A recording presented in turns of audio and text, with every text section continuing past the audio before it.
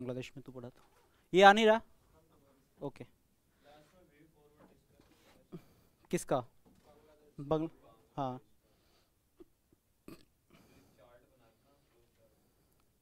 ठीक है ठीक है, समझ गया समझ गया। हाँ लाइव हो जाएगा तो बता देना ना, तभी तो उनका छूट जाएगा।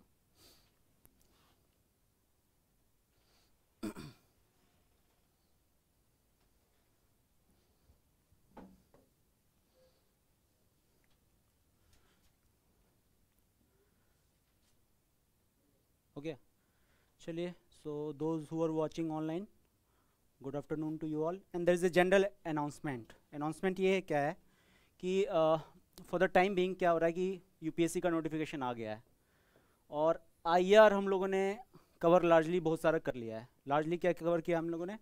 टिल डेट हम लोगों ने कवर किया है। First is the evolution of the IR, ये क्या ना, इवोल्यूशन, फॉलोड बाय पाकिस्तान हमने देख लिया, हमने भूटान देख लिया, नेपाल देख लिया, म्यांमार देख लिया, बांग्लादेश आज हो रहा है हमारा। फाइन, सो आज बता देता हूँ।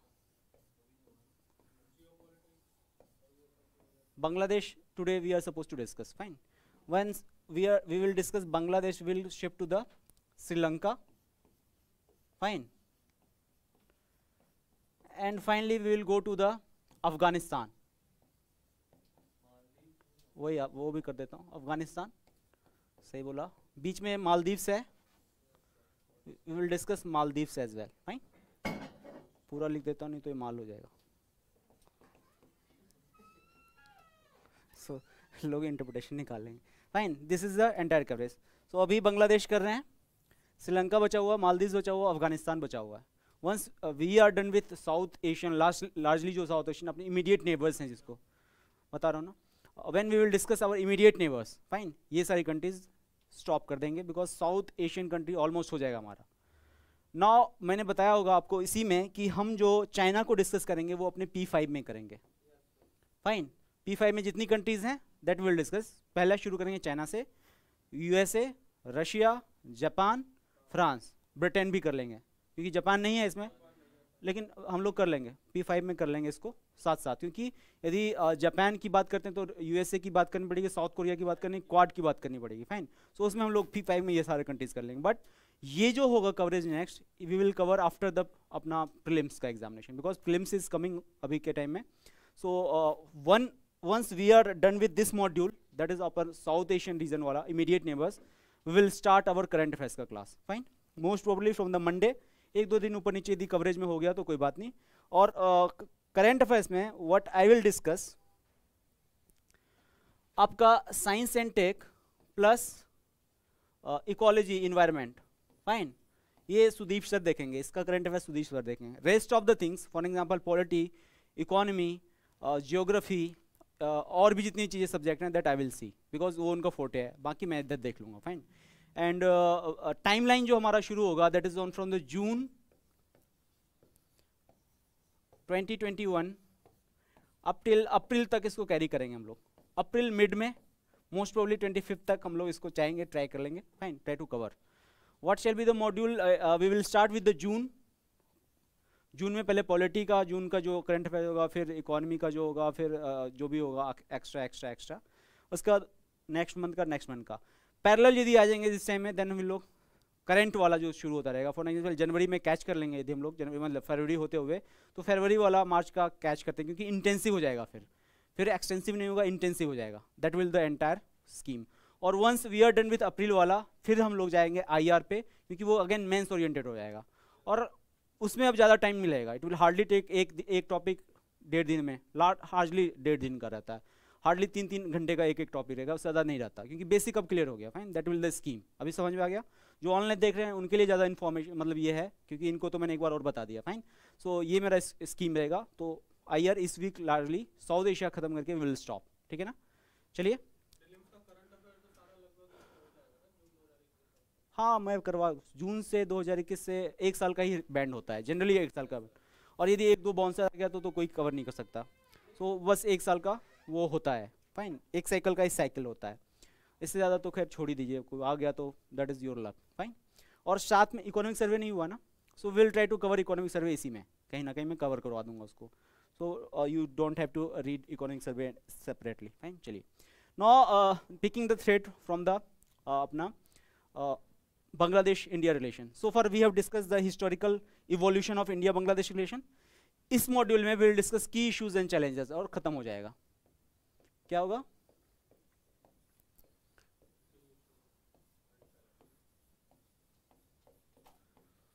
और इसमें हम लोग, मैं आपको एक आउटलाइन दे देता हूं कि अंडरस्टैंडिंग हो जाए, fine. So first we will discuss the triangle, that is the China angle, and second is the Pakistan angle, fine. बाकी इंडिया बांग्लादेश इज स्टैटिक, ये दोनों कर लेंगे। Then we will discuss refugee issue, fine. Refugee में we have Rohingyas discussed, but उसके अलावा भी refugees का इशू है, माइग्रेशन का इशू है, that we will discuss, followed by we will discuss the water sharing dispute.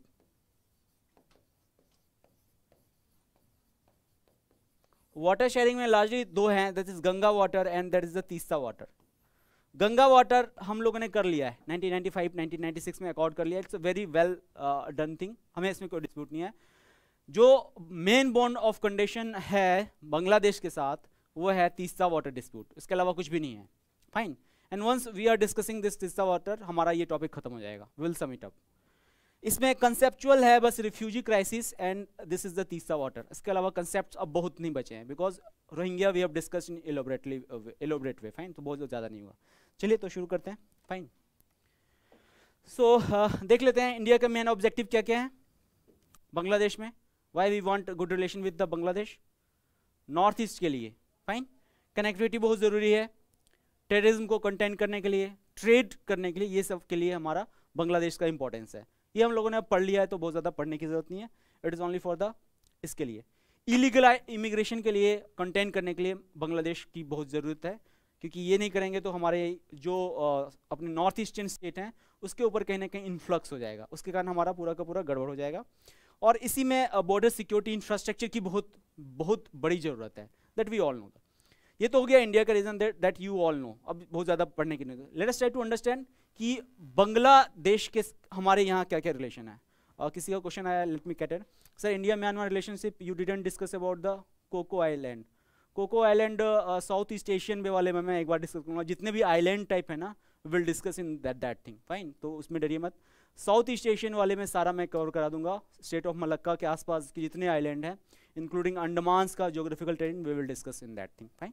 चलिए, सो बांग्लादेश के क्या क्या ऑब्जेक्टिव है इंडिया के साथ अच्छे रिलेशन के लिए। तो पहला हो गया रिवर डिपेंडेंसी बांग्लादेश की बहुत ज़्यादा इंडिया के ऊपर, fine, to secure uninterrupted flow of water, क्योंकि water largely water dependent country हमने देखा, उनके पास और कोई रिसोर्स ही नहीं है, सिर्फ और सिर्फ क्या है, रिवर्स बहुत हैं उनके यहाँ, तो उनका कहीं ना कहीं अनइंटरप्टेड होगा तभी वो ये कर पाएंगे, फाइन।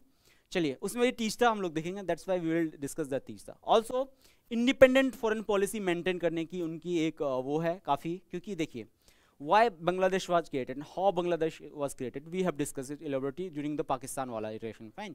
सो कहीं ना कहीं इंडिया का बहुत बड़ा रोल रहा है बांग्लादेश के क्रिएशन में, इंडिया का रोल रहा है, तो इट गिव्स एन इम्प्रेशन कि इंडिया ने वहाँ पे बिग ब्रदर एटीट्यूड शो किया और बांग्लादेश के फॉरेन पॉलिसी को कहीं ना कहीं हैंड हेल्ड करने की जरूरत करी उन्होंने, हम लोगों ने करी, and it was logical as well. हमने आज़ाद करवाया तो हमारा ही कहीं ना कहीं उन पे इम्प्रिंट होना चाहिए, हमारे साथ ही रिलेशन खराब तो कोई मतलब नहीं बनता, fine. So that is the reason at, इसके कारण क्या होता है, we all know that Bengali population is fiercely independent, उनको अपने लैंग्वेज से प्यार है, उनके अपने नेशनलिज्म से प्यार है, फाइन। सो कोई भी ऐसी इंडिपेंडेंट कंट्री नहीं चाहेगी कि उसकी फॉरेन पॉलिसी डिक्टेट हो कहाँ से, बाहर से कहीं से हो, at least they will not like कि दिल्ली से डिक्टेट हो, फाइन।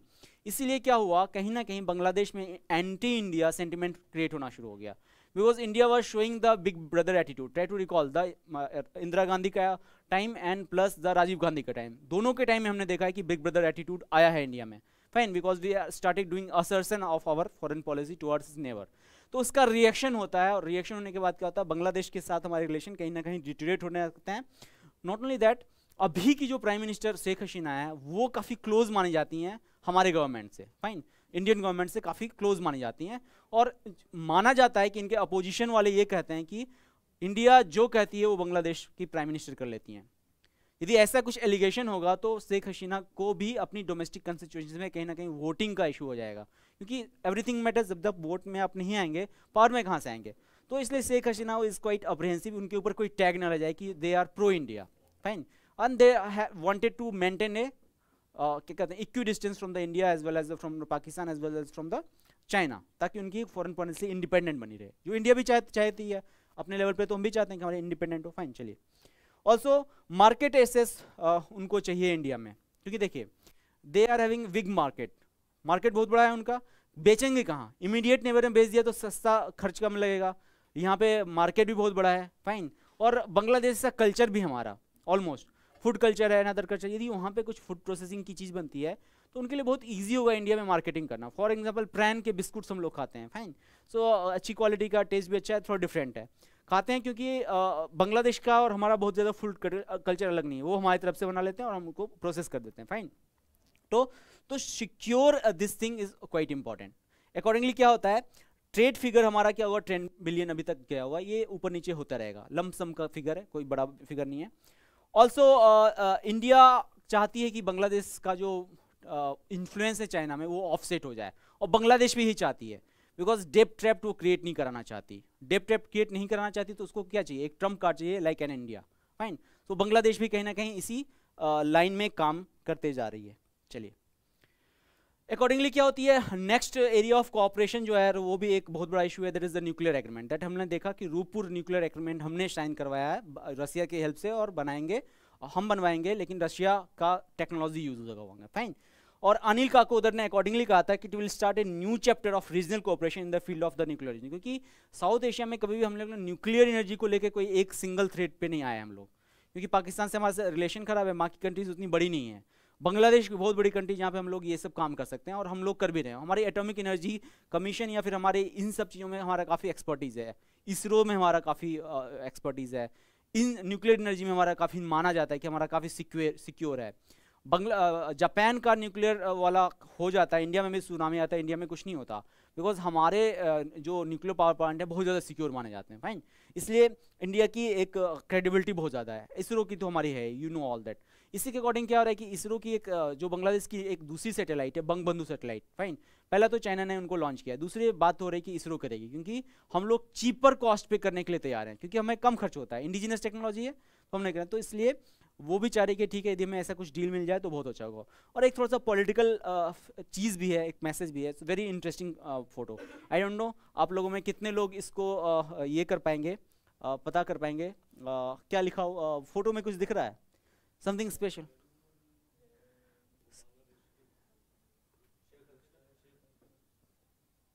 आप लोग ये पॉलिटिकल अंडरस्टैंडिंग बहुत कमज़ोर है। इस फोटो ये भी है, ये तो this is not political, national anthem is not political thing. ये बेसिकली बांग्लादेश जब गए थे ना 50 साल में, तब गए थे। Can you see this sari का print? These are the subtle message, you know. News जब आप पढ़ते हैं ना तो कुछ लोग तो ऐसे पढ़ लेते हैं, कुछ लोग देखते हैं कि क्या पहना है। कभी भी आप मोदी जी को देखिएगा, उनके कपड़ों का चॉइस, इलेक्शन यदि होता है तो you see his choice of the clothes. Manipur का इलेक्शन होगा तो मणिपुर का गमछा पहनेंगे, हिमाचल का होगा तो हिमाचली टोपी पहनेंगे, साउथ का होगा तो साउथ का कुछ अटायर पहनेंगे, because it is one of the way to connect with the people, fine, subconscious level पे। जब मोदी जी गए थे वहाँ पे बांग्लादेश, तो बंगाल में इलेक्शन हो रहा था, और शेख हसीना इज बंगाली, और Bengali linguistic identity is very strong. If Sheikh Hasina is wearing this sari that endorse BJP का sign, that gives sign to the Bengali population कि ये हमारे लिए अच्छे हैं। बहुत ही माइन्यूट लेवल पे चीज़ें, micro management of the election we call it. It is not visible. आप प्राइमा फेसी जैसे आप लोगों ने इग्नोर किया, 98% लोगों ने इग्नोर किया होगा, बट मेरे दिमाग में आया कि वाई इट इज़, बिकॉज देखिए ये जब कपड़े पहनते हैं ना, इट्स नॉट अनलाइक, यदि यूएस की प्रेसिडेंट आएगी सऊदी तो वो सऊदी के हिसाब से कपड़ा पहनेगी, fine, she will not wear western dress. यदि हमारे प्रेसिडेंट या प्राइम मिनिस्टर वेस्टर्न कंट्री जाएंगे तो we will wear that type of the cloth, fine, because these shows की how you know how you connect with the people, fine. यदि मोदी जी Trump के साथ मिलेंगे तो दे विल शो बोनहोमी, हाथ पकड़ेंगे, बातें करेंगे। मोदी जी कहेंगे आएगा तो ट्रंप ही, अब की बार ट्रंप सरकार, ये सब बोल जाएंगे वो, क्योंकि देखिए यही सब तो होता है सब। यदि अब की बार मोदी सरकार कह के आ गए, तभी तो जो एनआरआई वोटर्स हैं, जो वहाँ के वोटर्स हैं यूएसए के, वो ट्रंप को वोट देंगे। These are the subtle science that जितना आप समझते हैं पॉलिटिक्स को, जितना आप समझते हैं इंटरनेशनल रिलेशन को, तभी ये क्लियर होती है, फाइन। नहीं पढ़ें तो ऐसे ही सुपरफिशियली देख लेंगे, पास आया गया हो जाएगा, fine. But these are the subtle message they wanted to give. Political था, बट अगेन मैंने सोचा बहुत इंटरेस्टिंग है, दैट्स व्हाई मैंने डिस्कस कर लिया, फाइन। चलिए इसी के अकॉर्डिंगली जब कहा गया कि prime minister of Bangladesh is getting close to India, और प्रो इंडिया जब आई थी, तो जैसे अपने अजीत डोभाल साहब हैं, तो बांग्लादेश के एक बहुत बड़े डिप्लोमेट हैं जिनका नाम क्या है, गौहर रिजवी। इनका इंटरव्यू आया था जब मोदी जी गए थे कहाँ, बांग्लादेश। तो इसका इंटरव्यू बहुत इंपॉर्टेंट मैसेज देता है, और ये आप लोग भी लिख सकते हैं, बहुत इंपॉर्टेंट है कि इट शोज बांग्लादेश इंडिया के बारे में क्या सोचती है, फाइन, और कैसे वो चीज़ों को देखती है, इंटरनेशनल पॉलिटिक्स को देखती है। तो मैं इसको एज इट इज़ मैंने कोट किया, it is from the Indian express interview. तो मैंने कुछ जो की पॉइंट्स हैं उसको देख लेते हैं, इससे आपको पता चलेगा बांग्लादेश के क्या क्या इंटरेस्ट है इंडिया में, बांग्लादेश के साथ हमारा रिलेशन फ्यूचर में कैसे होने वाला, because these are the policy makers. इनके स्टेटमेंट से पता चलता है कि बांग्लादेश की क्या स्टेटस है इंडिया के लिए, फाइन। चलिए let us try to understand. So New Delhi is concern on Beijing के बात हुई, क्योंकि ट्रायंगल याद कीजिए, लव ट्रायंगल है, तो कह रहे हैं कि बीजिंग के क्या कंसर्न है, कैसे उसको वार्ड ऑफ करेंगे। तो गौहर रिजवी साहब कह रहे थे कि his country does not believe in developing a relationship with China eight the expense of the ties with its most important neighbour, fine. उन्होंने कहा कि हम लोग बिलीव नहीं करते कि इंडिया के साथ खराब रिलेशन हो, फाइन। तो इंडिया को ये कौन कर रहा है, most important neighbour, fine. So यदि ये मोस्ट इंपॉर्टेंट नेबर हैं, तो स्ट्रेटेजिक पार्टनर कौन हुए इनके, चाइना हो गई। We don't have any strategic relation with the Bangladesh, we are having fraternal relation, भाई बंधु का सहारा है। उनका क्या है, स्ट्रेटेजिक रिलेशन है, उनका ऑफिशियल है, हमारा इनफॉर्मल रिलेशन है, फाइन। चलिए सेकेंड इन्होंने कहा चाइनीज डेप ट्रैप के ऊपर बात करी। Debt trap will discuss in detail, fine.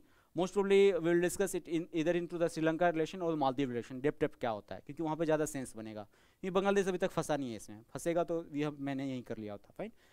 So Depp trap एक बहुत बड़ा इशू है, चाइनीज डिप्लोमेसी का एक बहुत बड़ा पार्ट है ये, और इसी के अकॉर्डिंग वो कहते हैं कि our relation with China is not a zero sum game, that if we develop a relation with the China it must be at the expense of the India, absolutely not. उन्होंने कहा कि देखो हमारे relation जो है China के साथ, तो वो ऐसा नहीं है कि यदि हमने चाइना के साथ क्लोज हो गए पाकिस्तान की तरह तो हम इंडिया को छोड़ देंगे। उन्होंने कहा कि हम will keep a equi distance, हम लोग दोनों से दोस्ती करेंगे ताकि डेप ट्रैप में कभी ना फंसें। डेप ट्रैप यही होता है, पैसा देके आपकी फॉरेन पॉलिसीज को मोल्ड कर लिया जाता है। तो उन्होंने कहा कि हम इंडिपेंडेंट रहेंगे, चाइना से हमारे रिलेशन अच्छे हैं और इससे हम कभी डेप ट्रैप में फंसेंगे ही नहीं, फाइन। क्योंकि चाइना नहीं देगी तो इंडिया दे देगी, इंडिया नहीं देगी तो चाइना दे देगी, तो बैलेंस करके रखते हैं। नेक्स्ट वो क्या करें, our relationship with the China is very much confined to investment and the development project. However, even then we have very mindful. उन्होंने कहा कि देखो वो हमारे यहाँ हैं, उनकी प्रेजेंस है, लेकिन हमारी भी नीड है, हमारे पास पैसा नहीं है और चाइना के पास पैसा है, तो there is nothing wrong in investing things। कह रहा है कि पैसा ले रहे हैं, इसका मतलब ये नहीं कि हम ऑनरशिप दे रहे हैं। पाकिस्तान ने क्या किया, ऑनरशिप दे दिया 90 साल के लिए ग्वादर पोर्ट का, क्योंकि वो पैसा पे नहीं कर पाए। श्रीलंका ने हम्बन टोटा में यही किया, ऑनरशिप दे दिया। इन्होंने कहा कि we are not giving them ownership, we are only inviting investment. India भी करती है एफडीआईज, इंडिया की एफडीआईज तो वही है, कह रहे हैं कि एफडीआई है, इसका ये नहीं मतलब है कि उनको हम डिसीजन मेकिंग पावर्स दे रहे हैं, फाइन। उसके बाद क्या करें, we don't want to create a situation where we have borrowed more than we can pay, we have learn from Sri Lanka, we have learn from the Djibouti, fine. तो इन्होंने कहा कि हमारी जितना पैर है उतनी लंबी चादर हम रख रहे हैं, उल्टा होता है ना शायद, जितनी चादर होती है उतनी पैर फैला रहे हैं, फाइन। कहा कि हम औकात से बाहर बोरो कर ही नहीं रहे हैं, क्योंकि हमने हमारे पास श्रीलंका का केस है, हमारे दिबोती का केस है, दोनों को कहीं ना कहीं बेचना पड़ गया अपना एसेट। कहते हैं हम नहीं करेंगे, हम नहीं करेंगे, और हम इसके काफ़ी, तो इससे सिग्नल जाता है कि they will not fall into that trap. और यदि ये फॉल हो गए तो इंडिया बहुत परेशान हो जाएगी, बिकॉज वी हैव सीन इनके कितने इंपॉर्टेंस है हमारे लिए। Also on the national registration of citizen, that is NRC, they call it an internal issue of India. ये बहुत इंपॉर्टेंट है, देखिए एनआरसी हम लोग डिस्कस करने वाले हैं, अभी करने वाले हैं। तो यदि इन्होंने कहा कि इंटरनल इशू ऑफ इंडिया है, तो इसके कारण बहुत सारी विवादों के ऊपर पर्दा डल जाता है, फाइन। इसी से पता चलता है कि बांग्लादेश के रिलेशन हमारे कितने स्ट्रांग है अभी के गवर्नमेंट के। इसलिए तो कहा ना पूरा का पूरा गोल्डन फेज। कैसे है हम एनआरसी देखेंगे तो आपको समझ में आएगा, बट अभी कैसे जान लीजिए कि इन्होंने कहा कि it's an internal matter of India, लेकिन एनआरसी का लार्जर रिलेशन किसके साथ है, बांग्लादेश के साथ है, दैट वी विल डिस्कस बाद में। फाइन, चलिए समझ में आ गया।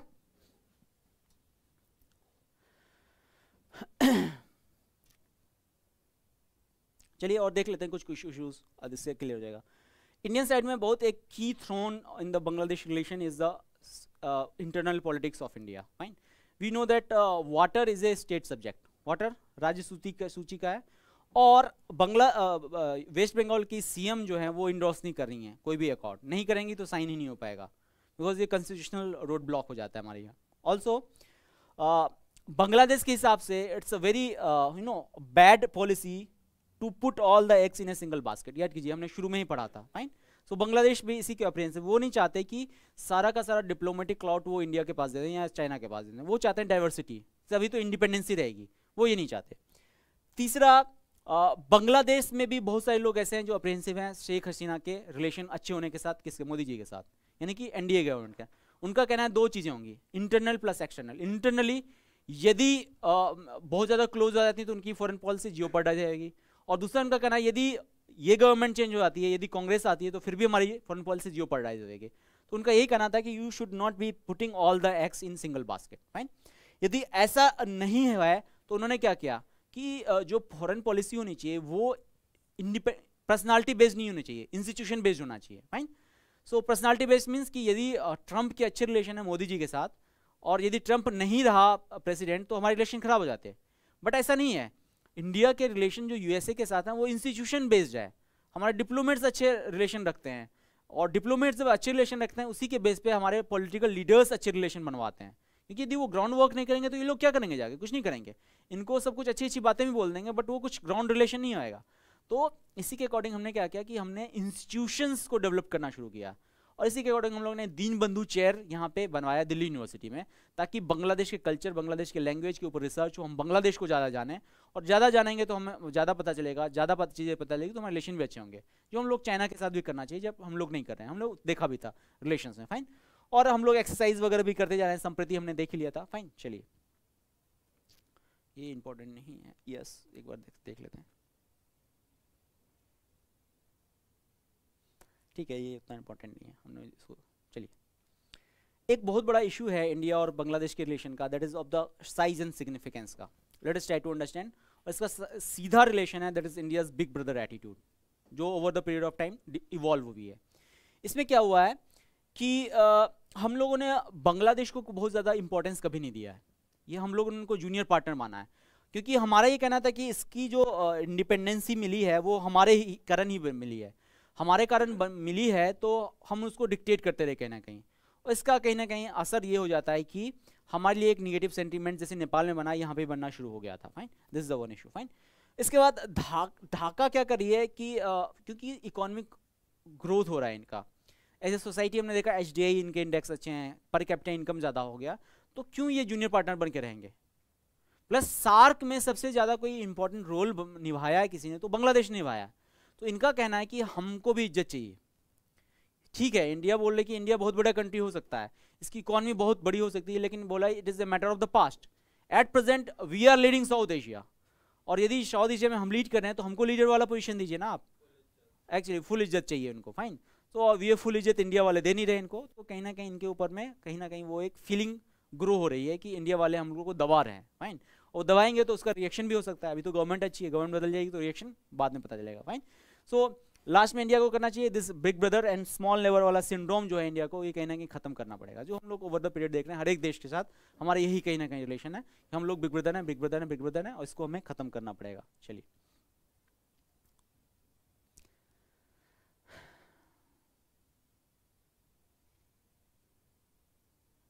इसमें भी ये कहा जा रहा है कि हमें जैसे हमारे बॉर्डर्स काफ़ी बड़े होते हैं, मिक्स हमारे बांग्लादेश के साथ है, तो जो बॉर्डर का हमें कैटलाइज करना, यूज़ करना चाहिए उस बॉर्डर को, जैसे हमने कहते हैं ना पाकिस्तान के साथ जैसे बॉर्डर है तो वी कांट चेंज नेबर्स, तो ये वाला नेबर तो अच्छा है हमारा वाला, तो why we are not using those neighbours, we should be using those neighbours.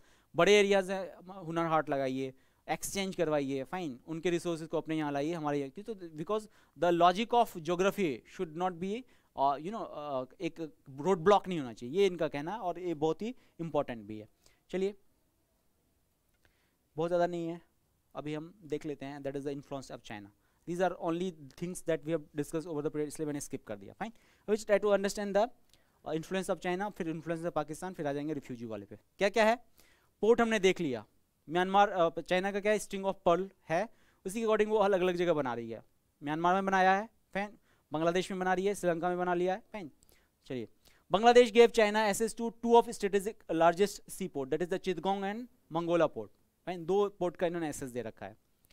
China express interest and was going to construct a deep sea port at Sonadia, but it was later cancelled citing environmental concern. ये तो official version है इस चीज का। जो ये port था ये इंडिया के लिए बहुत इंपॉर्टेंट था, that is the Sonadia port, fine. Sonadia port India के लिए काफी इंपॉर्टेंट था, और इनको ऑलमोस्ट कॉन्ट्रैक्ट चला गया था चाइनीज को। इंडियंस ने ऑब्जेक्ट किया, ऑब्जेक्ट करने का रिजल्ट क्या होता है कि बांग्लादेश ने भी सुनी बातों को हमारी, और उन्होंने क्या कहा कि यदि चाइना पोर्ट बनाती, डीप सी पोर्ट बनाती, तो इससे एनवायरमेंटल डैमेज होगा, इसके लिए उन्होंने कैंसिल करा दिया, that is the official version. But क्यों कराया, it is because of the India's apprehension to Bangladesh. It also shows India's importance in the Bangladesh. हम जो कह रहे हैं वो मान भी रहे हैं, फाइन।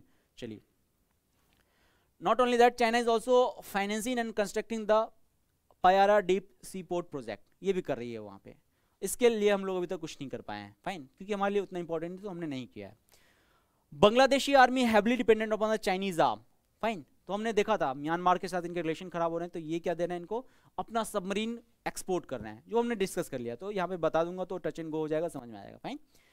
और सबमरीन का एक नाम भी था, मैं नाम भूल रहा हूँ, खैर इंपॉर्टेंट नहीं है, बट इतना जान लिया कि बांग्लादेश की सबमरीन दो हैं, दोनों चाइनीज हैं, एंड डिजास्टर भी है। ये डिजास्टर ऐसा है कि 2 बार ऐसा हो चुका है जिसके कारण उनको इंजन फेल हो चुका है, फाइन। सबमरीन का काम क्या होता है, सबमरीन का काम होता है कोवर्टली ऑपरेट करना, और यदि इंजन ही फेल हो जाएगा तो ऊपर आ जाएंगे, ऊपर आ गए, दोनों बार वो फेल हो गया। तो Bangladeshi are not that happy with Chinese submarine, क्योंकि चाइनीज क्वालिटी पता है, देते तो बहुत सस्ते हैं लेकिन क्वालिटी बहुत खराब होती है उनकी। तो ये बांग्लादेशियों को, ये देखिए, ये ना चाइना ने एक फसाद बना के रखा है कि हमारे प्रोजेक्ट देखिए, उनके जो हैं JF-16 वो कुछ भी नहीं है। मिग उन्होंने खरीदा था किससे, रशिया से, उसका इंजन खोला, रिवर्स इंजीनियरिंग किया और खुद से बना दिया। रिवर्स इंजीनियरिंग करके बनाने के बाद क्या होगा, ओरिजिनल टेक्नोलॉजी नहीं है, आपने क्या किया, इधर से पैच किया, उधर से पैच किया, तो दिक्कत क्या हुई है कि उसके उतने रिलायबल नहीं है, उनका प्लेन लेने वाला कोई नहीं है पाकिस्तान के अलावा, क्योंकि सब रिजेक्ट कर चुके हैं, क्योंकि सब जानते हैं कि रशियन टेक्नोलॉजी पे बेस्ड है, और रशियन टेक्नोलॉजी भी ओरिजिनल नहीं है, उन्होंने अपने रिवर्स इंजीनियरिंग करके JF बनाया हुआ है। तो अब जितने भी उनके प्लेन्स हैं या सबमरीन्स हैं, उन्होंने पहले ही ले रखा था किसी और कंट्री से, मुझे लगता है फ्रांस से लिया, उसको क्या किया, डिसेंबल किया, असेंबल करके अपना वाला कलर वलर चढ़ा दिया, चाइना वाला और कर दिया। भाई ऐसे नहीं होता, ओरिजिनल टेक्नोलॉजी आपको लानी पड़ती है। तो चाइनीज़ सामान उतने इम्पोर्टेंट, इसलिए कोई लेता नहीं उनका, कोई नहीं लेता। इंडिया का तो फिर भी लेने के लिए तैयार है, चाइना का कोई नहीं लेता। लेगा कौन, साउथ कोरिया, नॉर्थ कोरिया लेगा या पाकिस्तान लेगा, या फिर अफ्रीकन कंट्रीज लेंगी जो उनके डेप ट्रैप में फंसी हुई हैं। अफ्रीकन कंट्री को उन्होंने काफ़ी डेप ट्रैप में फंसा रखा है। ब्रह्मोस हुई ना, ताइवान के साथ हुए, और आगे हमारा पाइपलाइन है दूसरे के साथ भी। This is like for the, क्योंकि इसमें भी चीज़ें बदल हुई, कैसे हुई हैं देखिए, ये अच्छा सिग्नल भी है। ब्रह्मोस आपने बनवा लिया, फाइन, डिफेंस के काम में तो ठीक है, बट इसकी वायबिलिटी तभी आएगी जब इसको एक्सपोर्ट करना शुरू करते हैं। India was import oriented country in terms of defence, हमने सब कुछ तो खरीदा ही है, आप लगा लीजिए सुखोई हो या कोई भी प्लान हो, सब खरीदा है हम लोगों ने, फाइन, बोफोर्स हो, हॉइजर हो, सब हमने खरीदा है। अब हम लोग कहाँ इसलिए तो करना, बनाया बेचा नहीं आज तक, फाइन, क्योंकि हमें लगता था कि चाइना बुरा मान जाएगा। अब ये जो हमारा हिस्टोरिकल हेजिटेशन था वो हम उस फेज से निकल चुके हैं। हमने कहा कि ठीक है, बुरा मानेगा तो कोई दिक्कत नहीं, हम भी तो बहुत चीज़ों को बुरा मान रहे हैं। अब हाफिज सईद को हम लोग इंटरनेशनल टेररिस्ट बनवा रहे हैं, आप उसको ब्लॉक कर देना है because you are member of P5 countries, fine. तो इसी के अकॉर्डिंग हम यदि ब्रह्मोस बेच रहे हैं ताइवान को, तो आप क्यों ऑब्जेक्ट करेंगे। तो इंडिया ने अब हिस्टोरिकल हेजिटेशन अपना बंद कर दिया, और बेचेंगे तभी तो वाइबल होगा, ब्रह्मोस तभी वाइबल भी होगा, नहीं तो क्या यूज़ है उसका, कभी भी यूज़ नहीं होगा मेरे ख्याल से, लड़ाई वड़ाई तो होने वाले। और BrahMos is very potent weapon, इसकी स्पीड, इसका मैन्युवरबिलिटी इज़ वेरी, और चाइना इससे परेशान। जब हमारा LAC कन्फ्लिक्ट बढ़ा था तो हमने ब्रह्मोस और अस्त्र मिसाइल करवाए थे, फाइन, क्योंकि ब्रह्मोस स्पीड बहुत ज़्यादा अर्थ ट्री टॉप होती है, बहुत कम लेवल पे जाती है, तो रडार के ऊपर नहीं आएगी। हाँ, जगुआर इसलिए हमने वहाँ पे चलाया था कि वो रडार के पे नहीं है, कि बहुत नीचे इसमें चलते, तो चाइनीज़ बहुत डरते थे इन सब, क्योंकि ये लगा ये बहुत पुराने वो हैं हमारे, जगुआर इज लाइक 60s का प्लेन, तब भी चाइना से डर रही है, क्योंकि वो उस चीज़ के लिए काफ़ी अच्छी है, मैन्युअलिटी उसकी वहाँ पे बहुत अच्छी है, बहुत कम लेवल पे उड़ सके वो अटैक कर सकती है। चलिए, कुछ कुछ कर ही रही है, एनर्जी प्रोजेक्ट कर रही है, वो तो करेगी China. This picture is very actually indicative है ज़्यादा। कैन यू सी क्या हो रहा है यहाँ पे?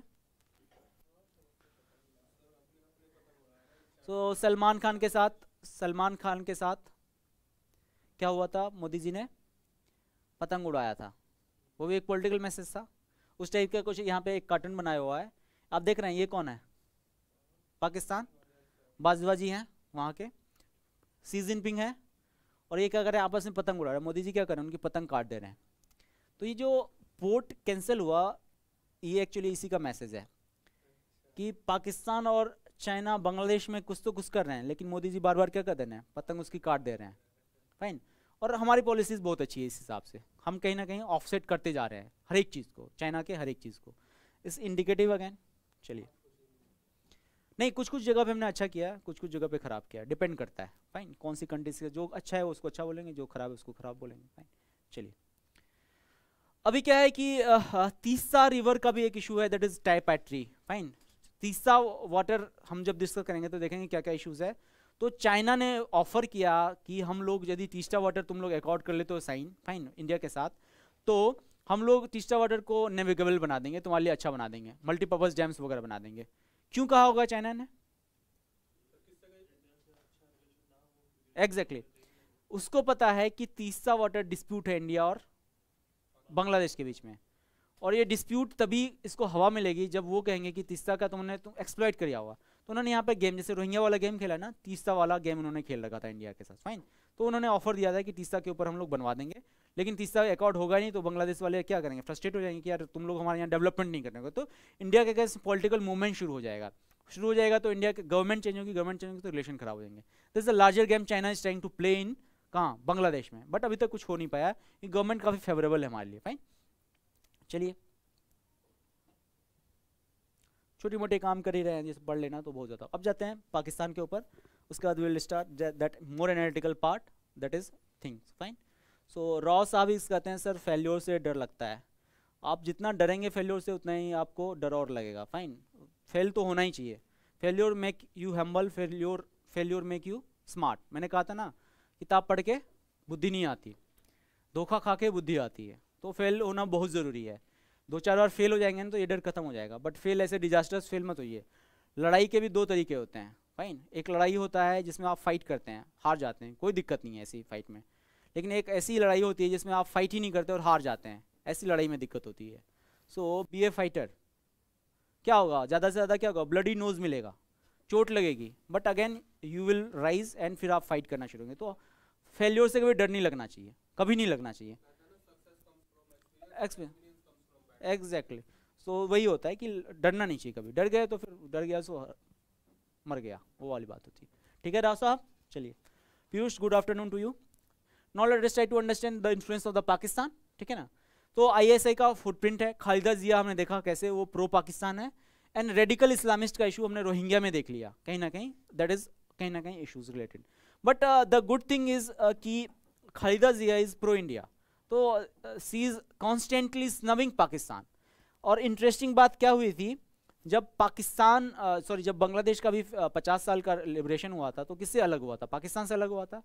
तो यहाँ पे इमरान खान ने एक बड़ा गेम खेला, उन्होंने एक लेटर लिखा बांग्लादेश के प्राइम मिनिस्टर को कि आपको हम कॉन्ग्रेचुलेट करते हैं और सब कुछ अच्छा अच्छा हो आपके साथ, और हमारा रिलेशन आपके साथ अच्छे करना चाहते हैं। फाइन, और being a diplomat, being a very astute politician, Khaleda Zia ने भी कहा कि yes we want development in the south east Asian region, हम भी किसी से लड़ाई नहीं चाहते। तो बेसिकली बांग्लादेश का राइज हो रहा है, हमने देखा कि शुरू में देख लिया कि कैसे ये क्या नाम है, शेख हसीना। फाइन, शेख हसीना। सो कैसे हमने देखा कि दोनों कंट्री एक जैसी शुरुआत की थी, 1971 में डिवाइडिंग लाइन होती है और वहाँ से बांग्लादेश का राइज होना शुरू होता है और पाकिस्तान का फॉल होना शुरू होता है। फाइन, अभी पाकिस्तान देख रही है कि बहुत बड़ा इकोनॉमिक पावर है और इसको यदि हम साथ लाते हैं, इस्लामिस्ट कंट्री भी है, तो हमें इससे फायदा होगा, प्लस इंडिया को भी नुकसान हो जाएगा। तो उन्होंने इसको ल्यूर करने की कोशिश करी, तो बट खालिदा जिया ने स्नब कर दिया, इसको कहते हैं डिप्लोमेटिक स्नब। मतलब क्या किया, धीरे से पुचकार दिया कि कोई बात नहीं, we want good relation, but कोई बात नहीं, अभी कंडीशंस कंड्यूसिव नहीं है, इन्होंने ये कहा। This again shows her political maturity plus maturity of Bangladesh की, वो चूंकि पाकिस्तानियों ने बहुत एट्रोसिटीज करी है, you can see the figure, fine. कितने विल सी, कहीं ना कहीं आपको फिगर देगा, at least 10 lakh Bangladeshi women were raped और molested by the Pakistanis, yes it is on the record, fine. और इतने बड़े लेवल पे उन्होंने एट्रोसिटीज करी है स्टिल, और बांग्लादेश के मन में बहुत वो खराब वो है इमेज पाकिस्तान, क्योंकि आप यदि इस टाइप का कुछ करते हैं, they wanted to change the racial features, they wanted to subdue these Bangladeshis, fine, because of this linguistic and उनको कहता था ये लोग बेकार लोग हैं, fine। और इतने मास लेवल पे आप ये सब करेंगे तो उसका असर कहीं ना कहीं पड़ेगा। तो इनके मन में ये वाला जो वो है वो खत्म नहीं होगा, तो they will never like Pakistan, fine, क्योंकि एक बहुत बड़ा एक इशू बन जाता है। तो उन्होंने कहा कि ठीक है, हम लोग पीसफुल और कोऑपरेटिव साउथ एशिया रिलेशन चाहते हैं, बट अभी कुछ उन्होंने आगे बात नहीं बढ़ाई। बट यदि गवर्नमेंट चेंज होती तो कहीं ना कहीं पाकिस्तान पास आने की कोशिश करेगा। तो it is India's luck, matter of luck, कि अभी हमारे फेवरेबल गवर्नमेंट है, फाइन, नहीं तो ये लोग आ जाते, फाइन। चलिए अभी देखिए, हम लोगों ने कुछ इश्यूज तो हैं क्या क्या डिसॉल्व कर लिया है, that is very important. 2 issues हमने डिसॉल्व कर लिया और 2 इश्यूज अभी भी अनडिसॉल्व हैं। जो 2 इशू डिसॉल्व कर लिया, let us try to understand. First is the land boundary agreement, fine. So क्या हुआ था, कब हुआ था, 2015 में हुआ था।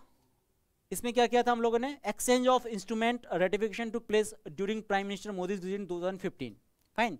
कौन सा कॉन्स्टिट्यूशनल अमेंडमेंट था, मैंने आप लोगों को बोला था, आप लोगों ने फिर पढ़ के आप लोग नहीं आए होंगे। 99 था कि 119 था,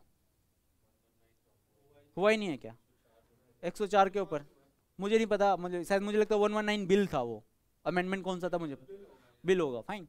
सो हो चुका है, वो पॉलिटी का इशू है ज़्यादा, तो उसमें देख लेगा। एक यूनियन केस हम लोग देखेंगे, थोड़ा सा देख भी लेंगे, फाइन। दूसरा है that is the maritime boundary dispute in Bay of Bengal, जहां पे India sign off on the award of an international tribunal, that is permanent court of arbitration, जो एक हुआ था वो हम लोगों ने सॉल्व कर लिया। 2 इश्यूज हमने सॉल्व कर लिए बांग्लादेश के साथ। First is the land boundary, दूसरा is the sea boundary, we have dissolve, fine. This simply shows the maturity, level of maturity between India and Bangladesh, fine. वो भी इनके साथ ही था, हम लोग देखते हैं उसको, अभी देख लेंगे, अच्छे से देख लेंगे उसको, फाइन। सो पहले देखते हैं that is the land boundary agreement, क्या क्या हुआ था इसमें और क्या क्या कैसे कैसे इश्यूज हुए थे, फाइन। सो इंडिया और पाकिस्तान को एक लाइन डिवाइड करती है, उस लाइन का नाम क्या है, क्या, रेड क्लिफ, स्पेलिंग क्या है, RED।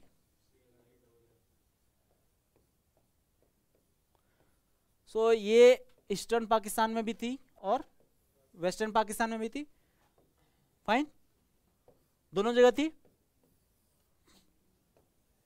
तो वेस्टर्न पाकिस्तान के साथ हमारे बहुत ही वो है, वेक्स्ड इशू है, हमने देख लिया, फाइन, कि क्या क्या इश्यूज हैं, क्योंकि लैंड बाउंड्री एग्रीमेंट ही ऐसी हुई थी, यानी कि हमारे जो रेड क्लिफ लाइन का बना ही था 1 महीने में, तो क्या ही होता, फाइन। सो जो ईस्टर्न पाकिस्तान जब बन गया बांग्लादेश, तो हमारे रिलेशन क्योंकि अच्छे होने वाले थे, तो हमने उनसे के साथ कुछ कुछ काम अच्छा कर लिया, फाइन। रेड क्लिफ लाइन में कुछ ऐसी डिमार्केशन की थी, जैसे हमने देखा वहाँ पे सियाचिन का भी इशू था, हमने देखा वहाँ पे सर क्रीक का भी इशू था, इधर भी बहुत सारे इशूज थे। बट पाकिस्तान क्योंकि कोऑपरेट नहीं कर रहा था, हमने उसके साथ रिजॉल्व नहीं किया। बांग्लादेश ने काफ़ी कोऑपरेट किया हमारे ऊपर, तो हमने 2 चीज़ें रिजॉल्व कर ली। One is the sea boundary that we have resolve, क्या है, sea boundary, and second is the land boundary that we have resolve with the Pakistan, sorry with the Bangladesh, fine. So इसी के तहत हम लोग पढ़ते हैं कि क्या क्या हुआ है, फाइन। चलिए, so can you see this photo, ये जो ग्रीन इनक्लेव्स दिख रहे हैं ना, छोटे छोटे पैचेस दिख रहे हैं, फाइन, और ये जो ब्लू डॉट्स दिख रहे हैं, इसको इनक्लेव कहा जाता था, फाइन।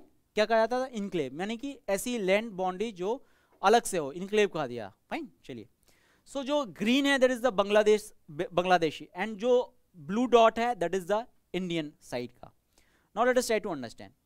तो उस टाइम जब रेड क्लिफ बाउंड्री डिवाइड हुई तो बहुत आर्टिफिशियल थे, हमने देखा। तो कुछ कुछ ऐसी एरियाज जहाँ पे चीज़ें बहुत अच्छे से वेल इन्वॉल्व नहीं हुई थी, वहाँ पे कन्फ्यूजन था कि वो इंडिया का पार्ट है कि बांग्लादेश का पार्ट है, बहुत कन्फ्यूजन था। और वहाँ पे कंफ्यूजन के कारण कभी डेवलपमेंट नहीं हो पाया। डेवलपमेंट ऐसे नहीं हो पाया क्योंकि पता नहीं कि इंडिया का पार्ट है कि बांग्लादेश का, तो गवर्नेंस नहीं होगी वहाँ पे, गवर्नेंस नहीं होगी तो वहाँ पे इंफ्रास्ट्रक्चर नहीं बनेगा, जॉब नहीं क्रिएट होगी, तो काफ़ी कॉम्प्लिकेटेड इशू हो गया था। तो इंडिया और बांग्लादेश दोनों ने इसको ऐसे ट्राई किया कि let us try to resolve this thing, fine. इसी के तहत हम लोग क्या किया, एक्सचेंज ऑफ बाउंड्रीज कर ली, फाइन। एक्सचेंज ऑफ बाउंड्री में क्या हुआ, लैंड बाउंड्री एग्रीमेंट। इसमें क्या किया, हमने बांग्लादेश को 111 इंक्लेव दे दिए और 51 इंक्लेव हमें मिले बांग्लादेश से। तो ये थोड़ा सा देखा जाए नंबर्स के हिसाब से तो बहुत खराब है, डबल दे रहे हैं हम लोग और हाफ ले रहे हैं। लेकिन इंडिया ने थोड़ा सा लार्ज हार्ट दिखाया यहाँ पे। हमने कहा कोई बात नहीं, हम दे देते हैं, क्योंकि हमें फायदा दिख रहा था कि यदि छोटी मोटी चीजें देखने लग गए तो दिक्कत हो जाएगी। तो हमने कहा कि ठीक है तुम ले लो, लैंड का कोई इशू नहीं है, हमें अच्छे रिलेशन चाहिए। तो हमने इनको ज़्यादा दे दिया और इससे बांग्लादेश को खुशी भी हुई थोड़ी, क्योंकि वो लैंड काफ़ी कम है ना वहाँ पे, काफ़ी ज़्यादा डेंसिटी है, तो उन्होंने इसको एक्सेप्ट कर लिया, फाइन। इसी को कहा गया लैंड बाउंड्री एग्रीमेंट, इसका ये सीन है। और चूंकि ये एक कॉन्स्टिट्यूशनल अमेंडमेंट के तहत होगा, बेरबरी यूनियन केस याद कीजिए, रेड क्लिफ लाइन से रिलेटेड है, फाइन। उसका सारा रिलेशन इस चीज़ से है। वो पॉलिटी का ज़्यादा इशू है, शायद बढ़ा भी दिया होगा आप लोगों ने, तो आपको क्लियर होगा, फाइन। तो हम इसलिए हमें कॉन्स्टिट्यूशनल अमेंडमेंट भी करना पड़ा। मोस्टली जैसे बोलना आप 94 या कितनी है, मुझे एक्जैक्टली याद नहीं है, बट बिल 119 में थी जब आई थी ये, सुषमा स्वराज जी के टाइम में, पुरानी टाइम है, फाइन। चलिए, तो इसी के अकॉर्डिंग ये सारा हुआ है and that is the issue, fine. और इससे ज़्यादा कुछ पढ़ना नहीं क्योंकि अब पास्ट का हो गया है, but you should be knowing कि हमने कर लिया। प्रेजेंट में होता तो मैं और इलेबोरेटेड इसको बताता। ये हो गया लैंड बाउंड्री का। दूसरा is again very important is the maritime boundary dispute, fine. तो इसको पहले समझते हैं, इसमें बहुत सारी चीज़ें इन्वॉल्व हैं, इसमें थोड़ा इकोलॉजी भी इन्वॉल्व है, फाइन। थोड़ा सा इकोलॉजी ऐसे इन्वॉल्व है कि यदि सी लेवल बढ़ता है तो डू यू नो मालदीव्स में यदि कहा जाता है कि टेम्परेचर और 1 डिग्री बढ़ गया तो Maldives as a country will not exist. क्यों होगा, सबमर्ज हो जाएगी, क्योंकि पानी का लेवल बढ़ जाएगा। तो ऐसा एक लैंड हुआ था, बहुत ही इंटरेस्टिंग केस है, दैट इज कहाँ पे, that is new Muri island, fine. New Muri island एक जगह थी जो अचानक से पानी कम हुआ सी में और वो ऊपर आ गई। होता है, बाउंड्रीज बहुत सारी जगह सबमर्ज हैं, वो पानी कम हुआ ऊपर आ गई। यदि ऊपर आई तो ये डिसीजन ही नहीं हो पाया कि वो इंडिया का पार्ट होगा कि बांग्लादेश का, क्योंकि बहुत ही कॉम्प्लिकेटेड, काफ़ी हमने देखा घूमी फिरी है। तो 1970s में इंडिया ने क्लेम किया उस जगह को कि ये हमारा जगह है और उसका नाम रख दिया न्यू मुरी आइलैंड, क्योंकि नया आया है तो न्यू मुरी रख दिया। अकॉर्डिंगली इंडियन नेवी का एक वेसल वहाँ पे चला जाता है और इंडिया का फ्लैग गाड़ के आता है कि ये हमारा हुआ। आज से करते हैं आप लोग भी, फाइन। कहीं कुछ देख लिया तो ठीक है ये हमारा होगा। ट्रेन्स में जनरली होता है, कपड़ा डाल दिया ये सीट हमारी होगी, तो इंडिया ने कपड़ा डाल दिया। अब बांग्लादेशी भी देख ही रहे थे और जैसे इंडिया नेवल शिप आई, उन्होंने छोटी कंट्री है उतनी पावर, छोटे 3 बोट्स आए, वो भी इंडिया के नेवल वेसल को चारों तरफ से घेर लिया उन्होंने, फाइन। और कहा कि ये ऐसा क्यों कर रहे हो, ये हमारे टेरिटोरियल बाउंड्रीज में आती है और आप लोग इसको अधिकार करो। तो इंडिया का बड़ा वेसल था, ठीक है ना, उनका छोटा था, तब भी काफ़ी बहस हो गई, फाइन। सो बात हुई तो इंडियन नेवी को पीछे हटना पड़ा था उस टाइम, फाइन। और इंडियन नेवी ने अपना पीछे ले लिया, बिकॉज क्योंकि हमारे रिलेशन अच्छे थे, लड़ाई नहीं कर सकते थे हम। होता है। अब यदि ऐसा केस हो गया तो बांग्लादेश कहाँ चला गया, परमानेंट कोर्ट ऑफ आर्बिट्रेशन में चला गया कि ये जो नई बाउंड्री आई है इसके ऊपर किसका अधिकार होना चाहिए। हाँ गए, केस हुआ है, करते हैं, क्यों नहीं करेंगे। सो क्या होता है, अब उस लैंड की क्या इंपॉर्टेंस है, let us try to understand first. क्योंकि ये अलग से आई है, प्लस रिवर्स वहां पे जा रही हैं, कन्फ्लुएंस ऑफ रिवर्स है, तो पेट्रोलियम रिसोर्स की काफी वहां पे संभावना है। तो बांग्लादेश का भी यही सोचना था, इंडिया का भी सोचना था, it can be potential source of the hydrocarbon.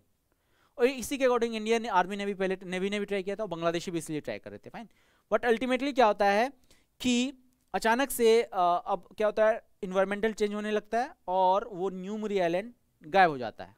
किसी एक दिन ऐसा होता है कि गायब ही हो जाता है। सो क्योंकि क्लाइमेट चेंज है ये बहुत सारा, इसलिए तो कहा मैंने कि मालदीव से किसी एक दिन ऐसे ही गायब हो जाएगा, देयर इज हाईली चांसेस, बढ़ गया तो खत्म हो जाएगा। तो अब यदि खत्म हो जाएगा तो डिस्प्यूट भी गायब हो जाएगा, फाइन। डिस्प्यूट गायब हो गया, लेकिन बांग्लादेश ने अपना क्लेम नहीं छोड़ा उसके ऊपर, और वो चले गए कहाँ पे, परमानेंट कोर्ट ऑफ आर्बिट्रेशन गए। ये लड़ाई नहीं होती, आर्बिट्रेशन में क्या होता है, मिल बैठ के सलाह करते हैं, समझौता करते हैं। जैसे आर्बिट्रेशन सुलह समझौता होता है वहाँ पे। तो it's organisation, we will discuss, हम लोग कभी देखेंगे तो पीसीए के बारे में अच्छे से पढ़ लेंगे, फाइन। यदि पीसीए में गए तो थालवेक प्रिंसिपल याद कीजिए, याद है क्या? थालवेग प्रिंसिपल, सल क्रीक इशू, हाँ उसमें क्या हुआ था? मिड कोर्स, इसका भी वहीं से थालवेग प्रिंसिपल से आता है, वहां जो प्रिंसिपल अप्लाई है वहीं पे हुआ। तो इंडिया की एक रिवर है, रिवर का नाम मैं भूल रहा हूँ, कोई रिवर है कहीं पे, हाँ हाँ हरिभंगा रिवर है, फाइन। सो हरिभंगा रिवर के 2 स्ट्रीम जाती हैं। इंडिया का कहना था कि मिडिल स्ट्रीम से हम लोग लेंगे और ये जो पूरी की पूरी जगह है वो हमारी होगी। एट द सेम टाइम उनका कहना था कि नहीं ऐसा नहीं होगा, और फाइनली पीसीए ने डिसीजन दिया based upon the thalweg principle and other causes कि ये it is more closer to Bangladesh and it should be according to home Bangladesh only, और इसलिए ये रिजॉल्व भी हो गया। इंडिया ने इस चीज़ को एक्सेप्ट भी कर लिया।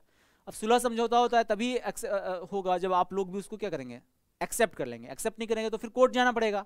तो उन्होंने कहा कि ठीक है हम सुलह समझौता, because India wanted to have good relation with Bangladesh, उन्होंने कहा ठीक है तुम ऐश करो। उनको ही मिला था, उनको डिसीजन उन्हीं के फेवर में आया था, इंडिया ने मान भी लिया। I need to consider large heart of India, fine. उन्होंने कहा कि ठीक है इंडिया वाले हमारे लिए अच्छा करते हैं। दिस वाज द अपना सी बॉन्डी एग्रीमेंट, फाइन, और इसके कारण हमारा हो गया। And it shows again India's large heart. तो इंडिया के ऊपर जो एक्यूजिशन है कि हम लोग देते नहीं है पाकिस्तान को, तो पाकिस्तान लायक नहीं लेने के लिए, बिकॉज पाकिस्तान के सब इशूज थे, 2 इशूज है, लैंड बाउंड्री का इशू है, दूसरा सी बाउंड्री का है। लैंड बाउंड्री का इशू हमने देख लिया, सियाचिन एंड ऑल, फाइन, और सी बाउंड्री का सर क्रीक वाला। यदि हम बांग्लादेश के साथ कर सकते हैं, तुम्हारे साथ क्या दिक्कत है? तुम्हारे साथ भी कर लेंगे, कुछ तुमको दे देंगे, तुम कुछ, but they are not that eligible. हमें उनके सिनिस्टर डिजाइन पता है, इसलिए हम उनके साथ कभी चाहते नहीं अच्छे हो, fine, and it is not good as well, तो इसलिए नहीं करते।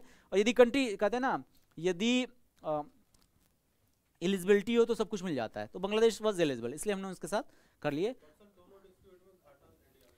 बहुत बड़ी कंट्री हम लोग। देखिए आप यदि इंटरनेशनल रिलेशन में रखते हैं ना, तो you should not B myopic vision. Numbers doesn't matter, what matters कि इसके लार्जर प्रोस्पेक्ट क्या। यदि हमने छोटी मोटी ऐसी चीजें दे दी तो हमको देखिए ना हमारे रिलेशन कितने अच्छे हो गए, इकोनॉमिक फायदा हो गया, हमारे ट्रेड रिलेशन अच्छे हो रहे हैं, हम लोग बेच रहे हैं सामान उनको। क्या चाहिए यार, लैंड वेंड क्या ही चलता है, यदि हम बेच रहे हैं तो इट इज गुड, फाइन। यदि यही कंडीशन रहा परसिस्ट तो ये सब तो कुछ मैटर ही नहीं करेगा, छोटी मोटी चीजें हैं, फाइन। छोटी मोटी तो नहीं है, एक हांगकांग जैसे शहर को हमने दे दिया बांग्लादेश को गिफ्ट, बट इसके रिजल्ट अच्छे हैं।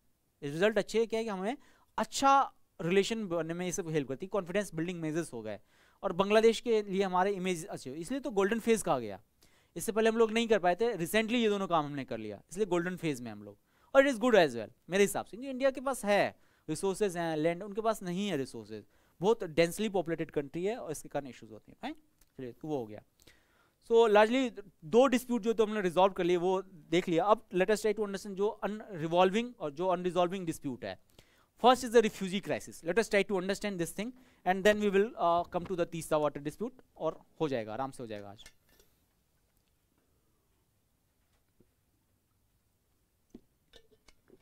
There are 2 words, refugee and migration crisis. आप लोगों ने बार बार ये शब्द सुना होगा। क्या डिफरेंस होता है? मजबूरी का नाम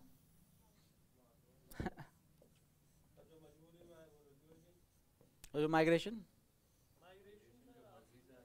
तब तो पता ही है आपको, तब तो पता ही, छोड़ देता हूं, फाइन।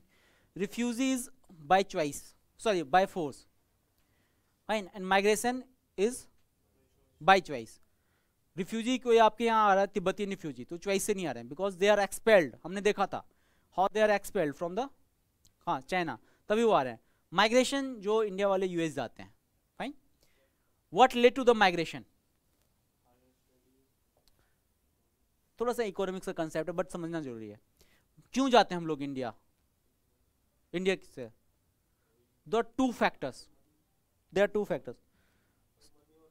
मनी और हनी, तो आपके हिसाब से exactly this is the bang on. Migration के 2 फैक्टर होते हैं,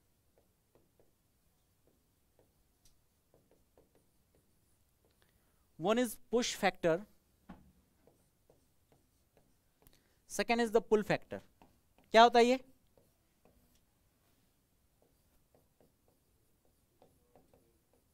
क्या होता है ये?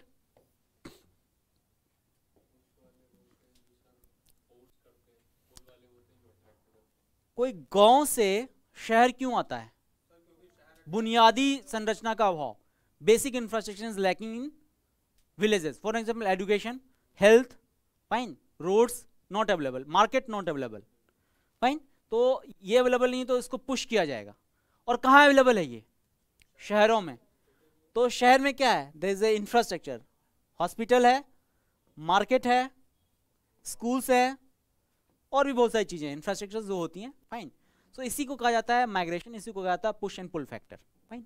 इसलिए मैं बता रहा हूँ कि समझना जरूरी है, तभी समझ में आया कि माइग्रेशन का क्राइसिस क्या है, कैसे है, फाइन। चलिए इतना तो क्लियर है। अब समझते हैं कि बांग्लादेश क्यों, बांग्लादेशी इंडिया के ऊपर क्यों आ रहे हैं, फाइन। Larger picture. तो पहला कि बांग्लादेश जब आज़ाद हुआ था, we have seen it's a resource starve country, natural resources नहीं है, पेट्रोलियम रिसोर्सेज नहीं है, एग्रीकल्चर पे ही डिपेंडेंट है। Agriculture is not that sufficient of that time, कुछ नहीं होता। तो क्या है यहाँ पे? पुश फैक्टर काम कर रहा है बांग्लादेश के लिए। बांग्लादेश के लिए पुश फैक्टर काम कर रहा है, तो सबसे इमीडिएट नेबर इसका कौन है जो अच्छा कर रही है साउथ एशिया में? इंडिया। तो नेचुरली कहाँ पे आएंगे ये? इंडिया ही आएंगे ना। सो नेचुरली कहाँ आएंगे ये लोग? इंडिया आएंगे, fine.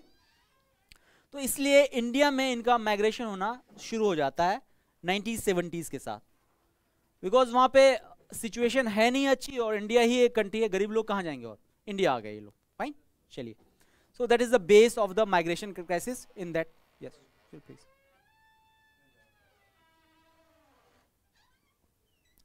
Fine. Now let us try to understand the timeline of the refugee crisis in India और the migration crisis in India, ये समझना जरूरी है। सो टाइमलाइन शुरू होती है 1947 के साथ। कब हुआ था? That is the partition of India. We have seen the bloody history of India. जब पार्टीशन हुआ था, सो गांधी जी कहाँ गए थे? नोआखली। नोआखली कहाँ पे है? इसी जगह पे है, फाइन, इसी जगह पे है। तो वहाँ पे क्या हुआ था? हिंदू मुस्लिम राइट्स हो गए थे। और नोआखली आने के बाद नहीं उन्होंने लिखा था हिंदू, जो रघुपति राघव राजाराम, वो वाला उन्होंने वहीं पे ट्वीक कर दिया था। जो ओरिजिनल कुछ और है, बट यहाँ पे उन्होंने ट्वीक करके दिया था, क्योंकि उन्होंने देखा था this burnt of the rights, कैसे हिंदू मुस्लिम आपस में लड़ते हैं तो क्या क्या इश्यूज होता है, fine. So I am trying to give you a concept कि माइग्रेशन इंडिया में शुरू कहाँ से होता है। तो 1947 से होता है। तो first round, first wave of the migration India में जो शुरू हुआ, that is in the 1947, because Hindus of that part of Pakistan were fearing what? Persecution. Pakistani था उस टाइम ये, और कुछ ऐसे भी लोग थे जो मुस्लिम्स थे जो इंडिया को लाइक करते थे, वो इंडिया आ रहे थे। तो फर्स्ट वेव वहाँ पे शुरू हुआ, कोई दिक्कत नहीं है। फिर क्या होता है कि आपने देखा कि कैसे ईस्टर्न पाकिस्तान का क्रिएशन होता है, ईस्टर्न पाकिस्तान अलग होता है और बांग्लादेश का क्रिएशन होता है 1970s में, fine. So in between that time we have seen कि क्या हुआ है, काफ़ी इश्यूज हुए हैं। पंजाबी पाकिस्तानी आर्मी ने काफ़ी एट्रोसिटीज़ की हैं, fine. We have seen 10 lakh of the rape हुए हैं, फाइन, कोट एंड कोट उन्होंने किया है, ये it's on record. Pakistani army ने in the Bangladesh they have done it, it's on record, fine. So यदि ऐसा चीज होगा तो पुश एंड पुल फैक्टर दोनों काम करेगा, करेगा ना। So there is a difference in the eastern Pakistan, because Pakistani army is doing various acts, plus यहाँ पे इनको राइट्स भी नहीं है।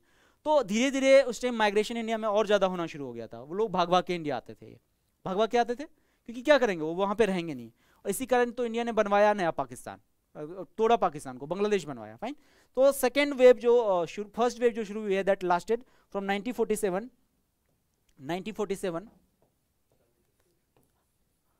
To 1971, fine. ये फर्स्ट वेव खत्म हो गई, जैसे कोविड का वेव होता है, फर्स्ट वेव। अब क्या होता है कि 1971 में तो बांग्लादेश बन गई, फिर भी क्यों माइग्रेशन हो रहा है? रिसोर्सेज नहीं है, ठीक है ना, जॉब अपॉर्चुनिटीज नहीं है, तो इन्फिल्ट्रेट कर कर करके वो आ जाएंगे। कहाँ आएंगे? लार्जली इंडिया में भी कहाँ आएंगे? बंगाल में और असम में आएंगे और नॉर्थ ईस्ट में आएंगे, वहीं क्योंकि वो पास पड़ता है, कल्चर है जैसा, लैंग्वेज जैसे का, फूड कल्चर, तो वो वहाँ पे एफिनिटी ज़्यादा पाएंगे, प्लस ज़्यादा मूव भी नहीं करना पड़ेगा। तो second wave started from the 1971, it is largely due to what? Pull factor of India, because India is doing good, तो ये आना शुरू हो जाता है। चलिए, और एक डेडलाइन बहुत इंपॉर्टेंट है, that is the 24th of the March, fine. क्यों इंपॉर्टेंट है मैं बता दूंगा। चलिए, अब क्या होता है कि 71 टू 74 आपने देखा मुजीबुर रहमान का क्या था, रूल था वहां पे, और 75 में इनका असिस्नेशन होता है। तो ये जो 4 साल है, it was good for the Bangladesh, कोई दिक्कत नहीं। बट 74 में जैसे असिस्नेशन होता है, तो वहां पे क्या होता है, हमने देखा कि पाकिस्तान की तरह बांग्लादेश में डिक्टेटरशिप हो जाता है, और वहां पे भी क्या होता है, कॉन्स्टिट्यूशन में चेंज होने लगता है, जहां पे क्या करते हैं वो सेकुलर वर्ड को हटा के इस्लामिस्ट कंट्री बना देते हैं। यदि ऐसा कुछ होगा तो जो बांग्लादेश में बहुत सारे हिंदूज रह रहे हैं वो इंडिया आना शुरू कर देंगे, मैं ये सब इसलिए बता रहा हूँ कि एनआरसी को समझना इसलिए भी जरूरी है, तभी आप समझेंगे एनआरसी का क्या कंसेप्ट है। फाइन, चलिए, तो सेकेंड वेव अब यहाँ से शुरू हो जाता है, it is largely due to what, pull factor of India. चलिए, अब ऐसा होता है यदि इंडिया में इतने सारे लोग आएंगे तो कुछ ना कुछ इश्यूज होगा। Now let us try to go through the data. आपको मैंने लार्ज पिक्चर दे दिया, अब आपको डेटा बता देता हूँ। फाइन, 24 मार्च 1971 सेकेंड वेव शुरू हुआ जिसमें 10 मिलियन लिख दिया मैंने, refugees came who were largely facing persecution faced by पाक आर्मी। अभी तक क्या हो रहा था, पाकिस्तान में डोमिनेट करी थी, हमने देखा मर्डर हो रही है, फोर्स डिसअपीयरेंस हो रहा है, रेप्स हो रहे हैं, टॉर्चर्स हो रहा है, तो वो लोग भाग के इंडिया जाएंगे। बट यदि बांग्लादेश का क्रिएशन हो जाएगा तो वो फिर कुछ जो ऐसे लोग थे जो सिर्फ पाकिस्तान के कारण परेशान थे वो वापस चले जाएंगे, क्योंकि ओरिजिनल इशू खत्म हो गया, रिजॉल्व हो गया ना। तो almost 7.5 million return back, but कुछ लोग इंडिया में रह गए। लार्जली ऐसे लोग थे जो हिंदू थे या ऐसे लोग थे जो इंडिया को ज़्यादा उनके यहाँ लगता था इकोनॉमिक अपॉर्चुनिटी होगी। फाइन, वो ऐसे रह गए लोग। फाइन, चलिए, अब क्या होता है कि ऐसे लोग कहाँ रहना शुरू करते हैं, असम में, बंगाल में और नॉर्थ ईस्ट की एरिया में। फाइन, यदि असम में रहना शुरू करेंगे, बंगाल में रहना शुरू करेंगे या नॉर्थ ईस्ट में रहना शुरू करेंगे, तो लोकल लोगों के मन में कहीं ना कहीं होगा रिसोर्स के लिए फाइट होना शुरू हो जाएगा, क्योंकि देखिए स्पेस लिमिटेड है, जॉब अपॉर्चुनिटीज लिमिटेड है। यदि बाहर के लोग यहाँ के आपके जॉब करते हैं तो लोकल लोगों को कहीं ना कहीं दिक्कत होती है। सब जगह होता है, सब जगह होता है, दिल्ली में हुआ है, सब जगह होता है। तो अब लोकल जगहों में स्पेशली असम में इनके लिए एक माहौल क्रिएट होना शुरू हो जाता है। क्यों हो जाता है? Because Assamese were again their culturally bondage काफी है, उनका लैंग्वेज अलग है, कल्चर अलग है, असमीज बोलते हैं वो लोग। और ये लोग क्या थे? बंगाली स्पीकिंग पीपल, तो जो बाहर से आए हुए थे, बंगाल से आते फिर भी टॉलरेट कर लेते। तो कहीं ना कहीं कंफ्लिक्ट ऑफ इंटरेस्ट होना शुरू हो गया। कहाँ पे? असम में। और असम में प्रोटेस्ट होने शुरू हो गए काफी, किसके अगेंस्ट में? बांग्लादेशी माइग्रेंट्स के अगेंस्ट में, जो क्या थे? बंगाली स्पीकिंग लोग थे। फाइन, और लार्जली मुस्लिम थे, कि लार्जली तो मुस्लिम ही थे। चलिए, इसी के अकॉर्डिंग क्या होता है कि एक गवर्नमेंट एक पॉलिटिकल पार्टी बनती है जिसको नाम कहा था आसू का। क्या कहा गया? All Assam student union. इनका कहना था कि जो इलीगल माइग्रेशन हो रहा है उसके कारण हमारी डेमोग्राफी में चेंज हो रही है, और डेमोग्राफी में यदि चेंज होगी तो हमें क्या होगी? दिक्कत हो जाएगी। फाइन, इनका ये कहना था, और ये बहुत लॉजिकल भी था।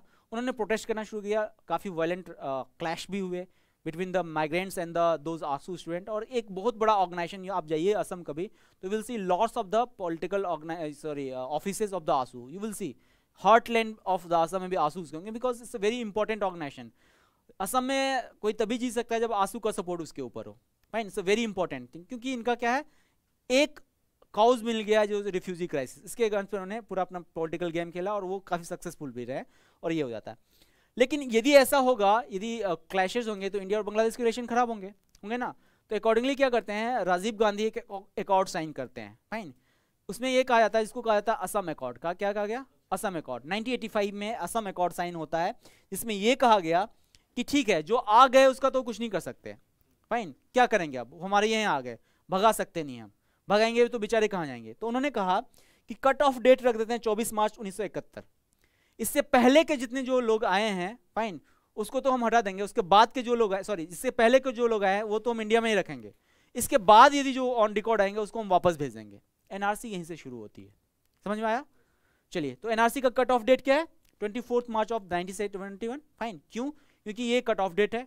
प्लस असम अकॉर्ड जब साइन हुआ तो तभी हमने कहा था कि इस डेट से पहले के जो लोग आएंगे वो तो इंडियन ही रखेंगे, बट इसके बाद जो आएंगे उसको हम वापस भेजेंगे। चलिए, अभी क्या होता है कि असम अकॉर्ड तो साइन हो जाता है, इंप्लीमेंट नहीं होता है कभी।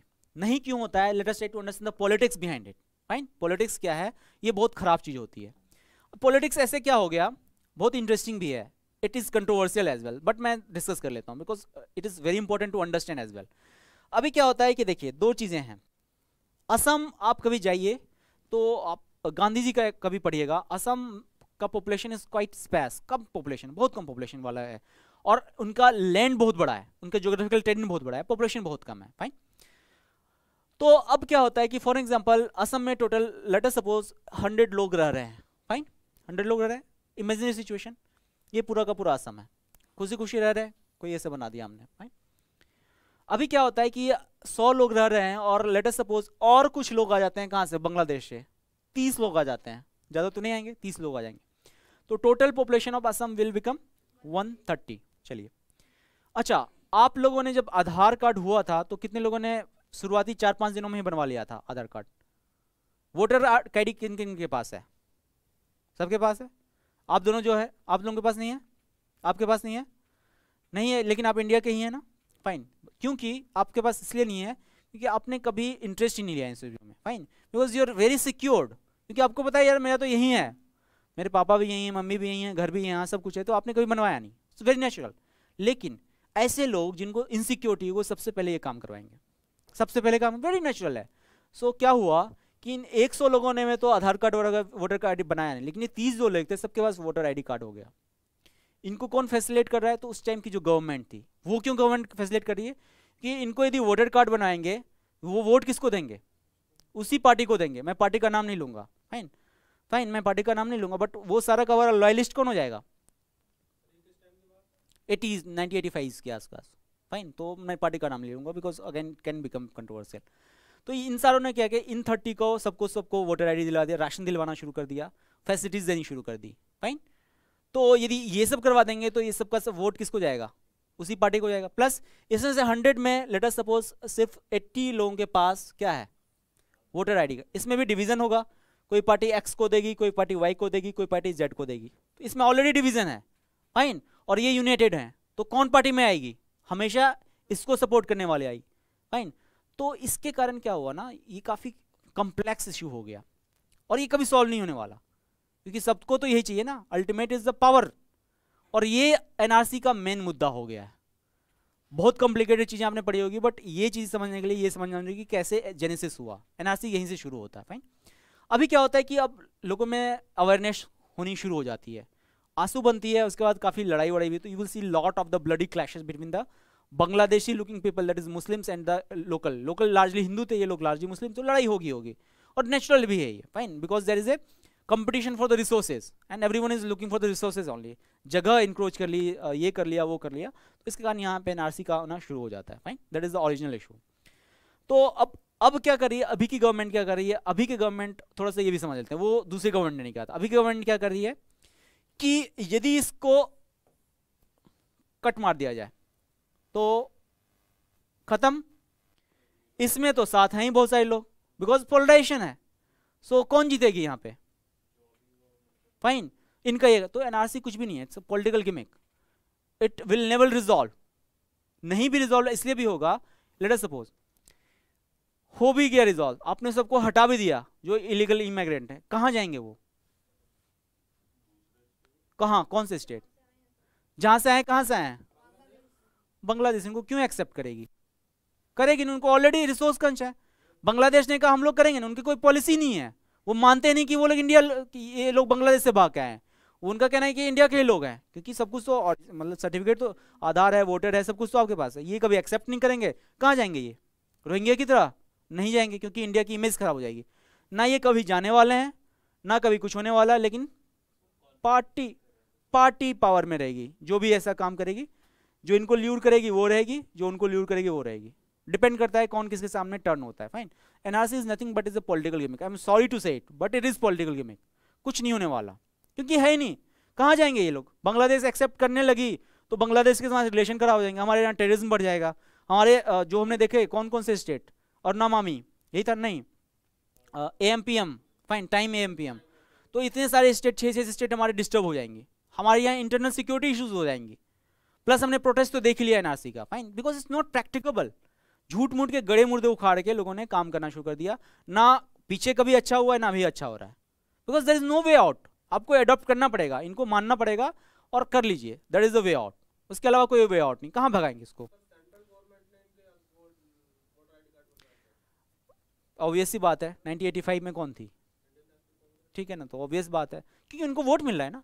अभी लोग एक वोट दे नहीं रहेंगे, 30% ये डिवाइडेड वोट है, ये यूनिफाइड वोट है, तो सबको तो देखिएगा, that is we call appeasement politics, fine, what we call it, appeasement, appease कर दिया आपने, fine, that is the basis of the NRC. और ये कंफ्लिक्ट होता रहेगा, कभी खत्म नहीं होने वाला। So this is all, fine, you can see the NRC का वेरियस टाइमलाइन। एक बार मैं पानी पी लेता हूँ, तब तक आप लोग टाइमलाइन देख लीजिए। और इसमें कुछ भी नहीं है पढ़ने के लिए आपका, बाकी story you know that, fine. तो इससे पहले एनआरसी को लगा था आपको इतना इजी रहेगा, बहुत कॉम्प्लिकेटेड मुझे खुद लगता था।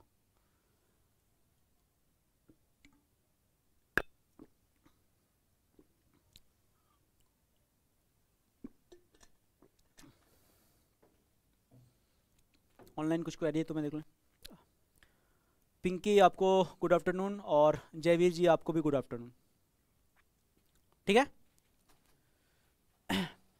अगेन दीज इन्फोग्राफिक्स एक बार देख लीजिएगा, nothing much, it is more informative in nature, datas and all है।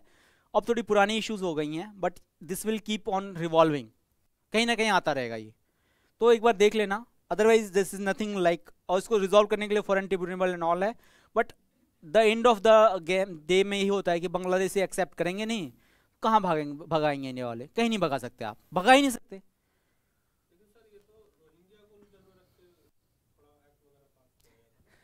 रोहिंग्या तो बहाना था, आपको इमीडिएट रीजन चाहिए ना, कुछ बेसिक था कि पावर में आना। सब में कौन आई पावर में, आपने पोलराइज किया, कौन आई, ठीक है, that is the thing, fine. So इसमें कुछ और करना है क्या?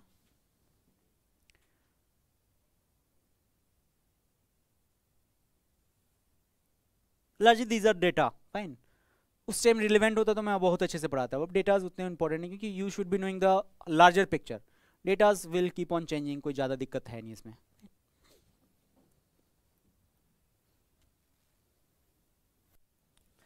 देखिए अभी तक क्या हुआ, बस 350 बांग्लादेशी डिटेन हुए हैं, फाइन, डिटेन तो हो गए, कहाँ भेजेंगे आप इसको? और देखिए मज़े की बात क्या है, डिटेंशन सेंटर किसके द्वारा रन की जाती है? लेट अस सपोज आपने वो जो जितने लोग हैं, फिगर्स कितने हैं, ऑलमोस्ट 1.9 करोड़ लोग हैं, फाइन, 1.9 करोड़ को आपने आइडेंटिफाई किया कि इलीगल माइग्रेंट्स हैं, इसको आपने सबको डिटेंशन सेंटर में डाल दिया। डिटेंशन सेंटर कौन रन करती है? गवर्नमेंट करती है, कोई भी करे, सेंट्रल स्टेट कोई भी करे, फाइन। पैसा कौन देगी, खाने के लिए कौन देगी, घर कौन बनाएगी, बच्चे हो गए उनके पैदा तो उसको स्कूल कौन देगी, फाइन। रिजल्ट क्या होगा? Bangladesh will never accept them, fine, they will again reintegrated with the Indian society. तो आपने उनको क्या किया, rent pay for the few years free सब कुछ दिया, और लास्टली आपने क्या कर दिया, इंडिया में उनको इंटीग्रेट, क्योंकि आपका ऑप्शन नहीं है, you can't send them back to Bangladesh. So it's a very खराब पॉलिसी फॉर माई अंडरस्टैंडिंग, जो मैं समझता हूँ। फ्री में तो आपको दे रहे हैं फिर सब कुछ इनको, इनके यदि बच्चे भी पैदा होते हैं तो उनका भी जो भी होगा कॉस्ट वॉस्ट सब आपको बियर करना पड़ेगा, because you are keeping them in detention centre, and ऊपर से आपके ऊपर ह्यूमन राइट्स वायलेशन का एलिगेशन भी लगेगा, fine. So it's a lose lose situation, India should be avoiding, fine. और आपने इन 350 में तो किसी को एक्सेप्ट भी नहीं किया, पाकिस्तानी उसने, बांग्लादेश करेंगे नहीं कभी, कहाँ रखेंगे वो लोग, उनके पास रोहिंग्या अलग लोड है, उनके पास देखा है डेंसली पॉपुलेशन एरिया, जगह नहीं है, तो रखेंगे कहाँ पे? और it is a huge number, बहुत बड़ा नंबर है, fine. It is akin to a country's size, कई कई कंट्रीज के 1.5 करोड़ लोग होते हैं, काट कूट के भी यदि ले लीजिए 1.5 करोड़ भी हो गए तो बहुत बड़ा नंबर होता है। Bangladeshi can't accept it, accept करा और फोर्सली आपने डिटेन किया तो लड़ाई होगी, मतलब बहुत चीजें, it's a very vexed issue, you can't do anything. So better thing is don't keep them detention centre, because again यदि आप डिटेंशन सेंटर में रखते हैं तो उनका क्या होगा, इंडिया के लिए एलिनेशन वाली फीलिंग चालू हो जाएगी। सोचिए ना, दे विल स्टार्ट फीलिंग कि हम लोग इंडिया के सिटीजन नहीं है, तो why should we having this loyalty towards the India.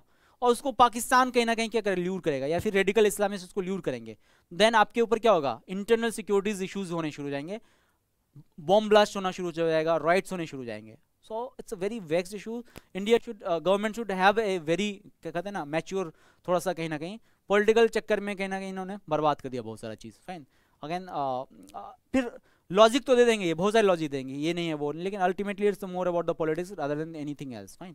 तो आप भेजे, वो भेज ही नहीं पाएंगे तो क्या मतलब है इनका, कोई मतलब ही नहीं है। चलिए, Now let us try to see कैसे कैसे conflict हुए and all, and again this is very again very important, this is cattle trading। cattle trading जो होती है borders पे, this is a very inhuman condition, और इसके कारण हमारे रिलेशन में काफ़ी स्ट्रेन होती है। इंडिया में you can't do this, क्या कहते हैं, cow and all को you can't do because of the state policies and all, fine। so Bangladesh में you can do it, fine। so क्या करते हैं इंडिया के लोग, cow and all को बांग्लादेश क्या करते हैं, ट्रांसपोर्ट कर देते हैं।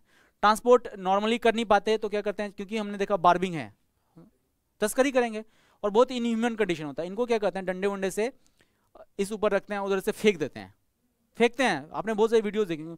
तो कॉज एंड ऑल के किसी का पैर टूटता है, किसी का कुछ टूटता है उनके लिए, क्योंकि वो चमड़े का काम करते हैं, उनको खाने का काम, तो वेरी इनह्यूमन का, इस कारण काफ़ी इशूज़ भी हुए हैं, फाइन। सो या तो आप क्या कीजिए, या तो आप ऐसे कुछ ऐसा रेगुलाइज कर दीजिए, या तो फिर आप बंद ही करवा दीजिए, because ultimately it's the animal who are suffering because of all these issues, fine. तो they should not be suffering. Not only that, because if तस्करी होगा तो देख लीजिए 2020 में the highest number of the border shooting by the border security forces. लोग इधर से उधर करेंगे, इधर से उधर करेंगे तो क्या होगा, बीएसएफ वाले भी करेंगे कुछ, और पाकिस्तान के जो सिक्योरिटी फोर्सेस है वो भी कुछ करेंगे, तो गोलियां काफ़ी चलेगी। गोलियां चलेंगी तो लोगों की डेथ भी होगी। इंडिया वाले लोगों की डेथ हुई तो सेंटिमेंट किसके अगेंस्ट में बनेगा, बांग्लादेश के। और बांग्लादेश में डेथ होती है तो किसके अगेंस्ट में सेंटिमेंट बनेगा, इंडिया के। तो ultimately it will ruin the relation that is going into the क्या गोल्डन फेज। अच्छी कीजिए आप, बॉर्डर इंफ्रास्ट्रक्चर बहुत अच्छी कीजिए, रेगुलेशन कर दीजिए। आप कैटल ट्रेडिंग ही कर दिए तो बॉर्डर हाट की तरह कुछ बनाइए जहाँ पे आप यू कैन ट्रेड कैटल्स जो बीमार पड़ गई हैं, फाइन, जिनके लिए आप बूचरिंग हाउस में आप भेज सकते हैं। देयर आर लाइक जो एक बीमार पड़ गए हैं तो उनके लिए क्या करेंगे आप, उनको इधर नेचुरल डेथ करने हो सकता है, उनको रिसोर्स में यूज कर लीजिए, fine. So better economic value of cattle should be there, religious value it is there, fine, but economic value should also not be wasted, fine, what I understand, fine, there should be some balance. क्या मतलब है उसको ऐसे ruin करने से अच्छा if there is of no use, fine, for example कुछ kettles होते हैं जैसे भैंस वगैरह होती हैं जिसका कोई यूज़ नहीं होता, तो you can trade it of, fine, उसकी इकोनॉमिक वैल्यू भी हमें मिल जाएगी, पैसा तो कुछ मिलेगा, इस तो किसी को नहीं, ना टैक्स दे रहे हैं ना कुछ दे रहे हैं, लेकिन ट्रांसपोर्ट तो हो ही रहा है सबका, तो इससे नुकसान, और प्लस गोलियां चलती हैं तो डेथ भी होती हैं, डेथ होंगी तो सेंटिमेंट भी अगेंस्ट में जाएगी, तो वी आर कहीं ना कहीं लैगिंग ऑन दिस, फाइन।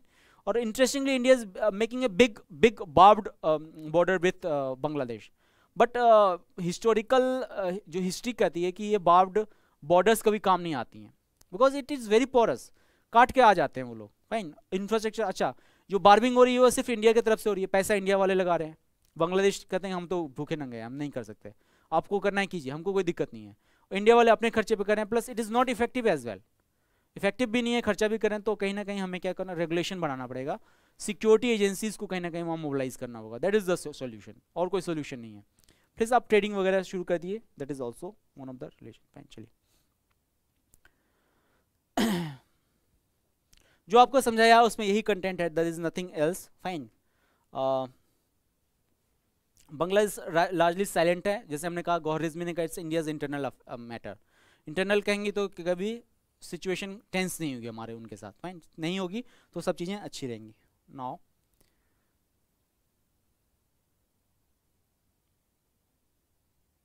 सब कुछ वही है जो मैंने बताया ना, देयर इज नथिंग। इसमें ये देख लीजिए कि बांग्लादेश के पास भी पॉलिसी नहीं है कि एक्सेप्टिंग द इलीगल इमिग्रेंट, उनके पास कोई पॉलिसी नहीं है, पॉलिसी नहीं है, वो तो एक्सेप्ट ही नहीं करेंगे, बाहर के लोग को कहेंगे हमारी कोई पॉलिसी नहीं है, तो अल्टीमेटली वो इंडिया में ही रहेंगे और कोई ऑप्शन नहीं है उनके पास, फाइन। चलिए हाँ, तो वे फॉरवर्ड देख लेते हैं इन सब क्या क्या है। तो पहला इज द फेंसिंग, यदि बॉर्डर इंफ्रास्ट्रक्चर अच्छी हो जाएगी, फेंसिंग अच्छी कर दी हमने, तो इलीगल इमिग्रेशन रुक जाएगा। चलिए दूसरा होगा border surveillance, you can use drones and all, आप सीसीटीवी कैमराज लगा सकते हैं हाई पावर का, you can install high mast lights जिसमें रात को भी कुछ हो तो दिख जाए, you can use radars and all, so very easy, human intervention की जरूरत नहीं पड़ती, यू कैन एस्टेब्लिश मॉनिटरिंग वाला चीज़, क्योंकि आप बीएसएफ को कहाँ लगाएंगे, 100 मीटर पे भी लगाएंगे तो जो 98 मीटर कहीं से कोई ना कहीं स्नीक कर जाएगा, कुछ ना कुछ हो जाएगा, प्लस उसमें भी तो करप्शन का लेवल है, वो लोग क्या करेंगे, ट्रेडिंग करा देते हैं, ठीक है ना, कोट एंड कोट वो खूब कराते हैं ये लोग, क्योंकि करप्शन है सब जगह है, तो उसके कारण हो जाती है। तो सर्विलांस बढ़ा दीजिए, इलेक्ट्रॉनिक सर्विलांस बढ़ा दीजिए, तो ये सब नहीं होगा। Allow limited time work permit, ये भी हो सकता है। अब देखिए हमने देखा पुश एंड पुल फैक्टर, देखा ना, पुश प्लस पुल फैक्टर देखा हमने। पुश कौन कर रहा है, क्योंकि वहां पे रिसोर्सेज नहीं है, फाइन, इंडिया में रिसोर्सेज है तो पुल हो रहा है, तो आप क्या कीजिए, कुछ लिमिटेड टाइम के लिए बांग्लादेशीज को इंडिया में क्या कीजिए, जॉब वीज़ा परमिट दे दीजिए, कि आप पिछले देखिए आप कोई फुल टाइम के लिए रहेगा, 365 दिन रहेगा, तो रिसोर्स को यूज़ करेगा, घर बनाएगा, रहेगा, बच्चे पैदा होंगे, उनके बच्चे पैदा होंगे, एंड XYZ। आप यदि लिमिटेड टाइम के लिए देते हैं, लेट अस सपोज 30 डेज़ के लिए या फिर 300 डेज़ के लिए दे देते हैं वीज़ा, कि वर्क वीज़ा लीजिए, आप यहाँ पे आके काम कीजिए, 300 दिन आपका पूरा हो जाए तो वापस चले जाइए, 65 दिन पहले चले जाइए, आप मज़े कीजिए, 65 दिन की छुट्टी कीजिए बांग्लादेश में, फाइन, फिर अगले बार आ जाइए। तो इससे क्या होगा, हमें लेबरर्स भी मिल जाएंगे, प्लस हमें माइग्रेशन का क्राइसिस भी नहीं झेलना पड़ेगा।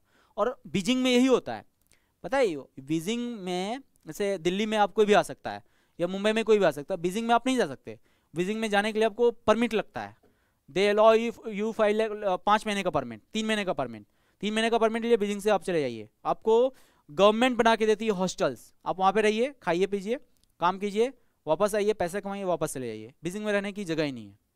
India can also do it, आप बना दीजिए हॉस्टल्स, फाइन, लोग आके काम करें, लेबर्स आके काम करें, उनके बच्चे भी यहाँ रहें, कोई दिक्कत नहीं है, परमानेंट स्कूल्स एक दे दीजिए उनके लिए, और यदि ये सब कर दिया तो ये जो कन्फ्लिक्ट हो रहा है वो खत्म हो जाएगा. इट लुक्स क्वाइट रिजनेबल, पैसा भी कम लगेगा, प्लस सब कुछ एमिकेबल होगा. हमें भी लेबर्स की काफ़ी ज़रूरत है. लेबर्स नहीं नहीं नहीं, एक लेबरर क्या रिसोर्स यूज़ करता है? यदि लेबरर एक घर बनाता है, आपका फ्लैट बनाता है, यू हैव सीन क्या यूज़ करता है बेचारा? एक टेंट यूज़ करता है, उसके खाना भी वो ऐसे बनाता है. तो we can do it. Formal level पे कुछ कर दीजिए, इट इज़ वर्कएबल. तो वो तो आपको पैसा दे रहे हैं ना, रेंट यदि दे रहे हैं तो किसको फायदा हो रहा है? इंडिजिनस लोगों को फायदा हो रहा है. यदि वो घर बना के रहने लगे तो किसी को फायदा नहीं हुआ, प्लस आपका रिसोर्स उन्होंने यूज़ किया है. असम जमीन में घर बना के रहेंगे ना, असम में यही दिक्कत हुई ना कि लोकल लोगों को तो कोई फायदा ही नहीं हुआ उनके आने से. अब यदि वर्क परमिट देते हैं तो लोकल लोगों को फायदा होगा ना, कि घर बनाएंगे तो ठेकेदार कौन होगा? असम का होगा.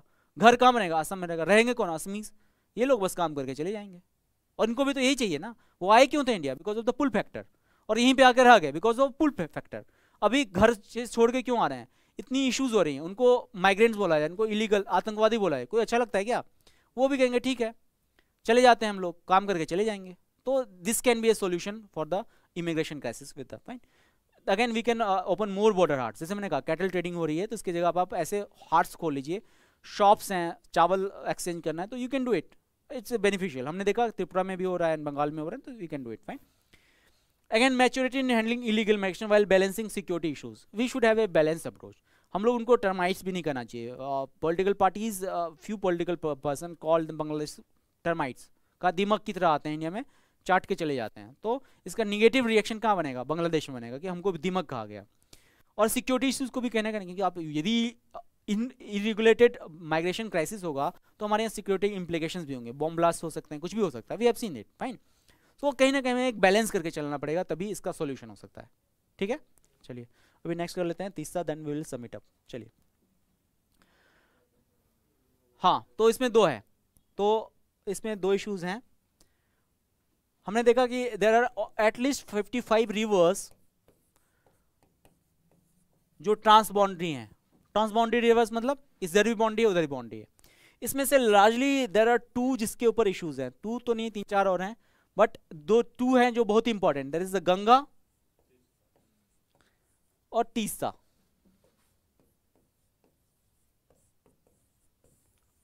गंगा वाला हम लोग रिजॉल्व कर लिया. कब कर लिया? जैसे हम लोगों ने किया हुआ था ना इंडस वाटर ट्रीटी, सिमिलर ऐसा ही यहाँ पे हो चुका है. Fine.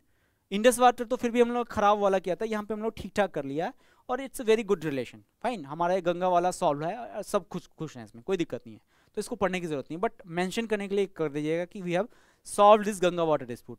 That is more important is the Teesta water dispute, and इसके लिए हमें काफी दिक्कत होगी. इसमें काफी इश्यूज भी हैं. लेट अस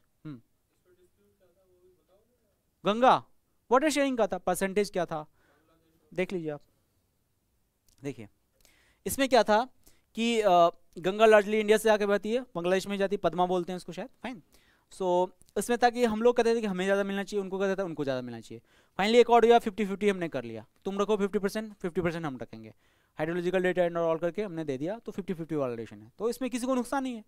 जैसे हमने देखा इंडस वाले 70-30 वाला रिलेशन था, यहाँ पे हमने 80-20 वही 80-20 वाला, यहाँ पे 50-50 वाला है हमारा. तो हमें यहाँ पे नुकसान नहीं है. रिजॉल्व है तो कुछ होगा. 1996 का है तो एग्जाम के लिए भी इंपॉर्टेंट है, बट आंसर में लिखने के लिए यू कैन राइट इट. हमने एक रिजॉल्व कर लिया. It's a very good example as well. Fine. So बस ये याद रखिए कब किया है, किसमें किया है और कैसे किया. जो इंपॉर्टेंट है that is the Teesta, because it's a burning issue and it will remain in news for the next जब तक सॉल्व नहीं हो जाता. तो let us try to understand Teesta water का क्या है, कैसे है. चलिए. सो तीसरा वाटर कहाँ से होती है शुरू? कोई इंपॉर्टेंट प्रीलिम्स के लिए बहुत इंपॉर्टेंट है. तीसरा कहाँ से शुरू होती है रिवर? है असम से नहीं, उससे भी पीछे.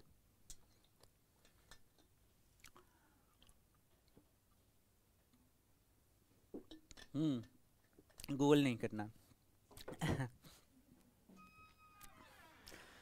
सो तीसरा बेसिकली सिक्किम से शुरू होती है. फाइन. सिक्किम ऑफ इंडिया, वहाँ से शुरू होती है, बंगाल में आती है और फिर बांग्लादेश चली जाती है. लार्जली इनका ये रिवर कोर्स है.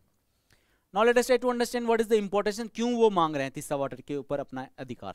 Let us try to understand. तो हमने देखा Bangladesh is largely river based economy, river पे ही इनका चलता है, और रिवर नहीं आएगी तो पानी नहीं आएगा तो काफ़ी दिक्कत हो जाएगी इनको. फाइन. चलिए. So let us try to understand importance of Bangladesh. तीसरा catchment area supports 8.5% of Bangladesh पर, बहुत होता है 8.5% पॉपुलेशन, बहुत ज़्यादा होता है इन टर्म्स ऑफ कितना 10 मिलियन पीपल, फाइन। एंड कितने लोगों को 14% of the crop production support होती है तीसरा से।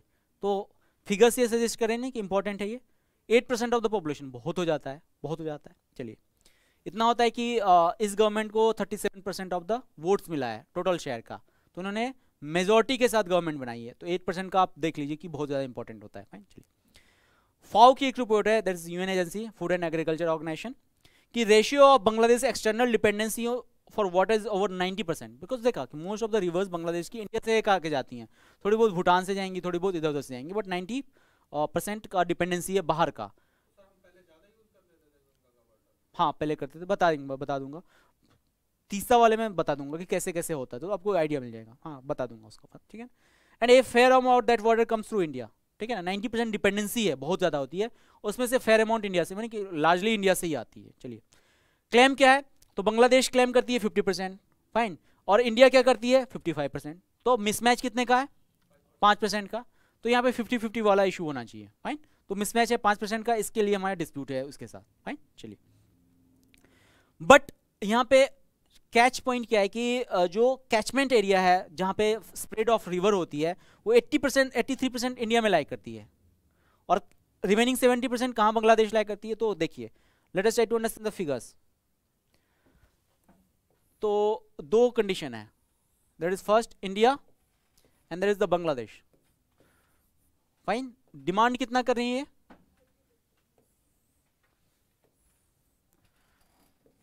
डिमांड ये कर रही है 55%, फाइन, सॉरी हाँ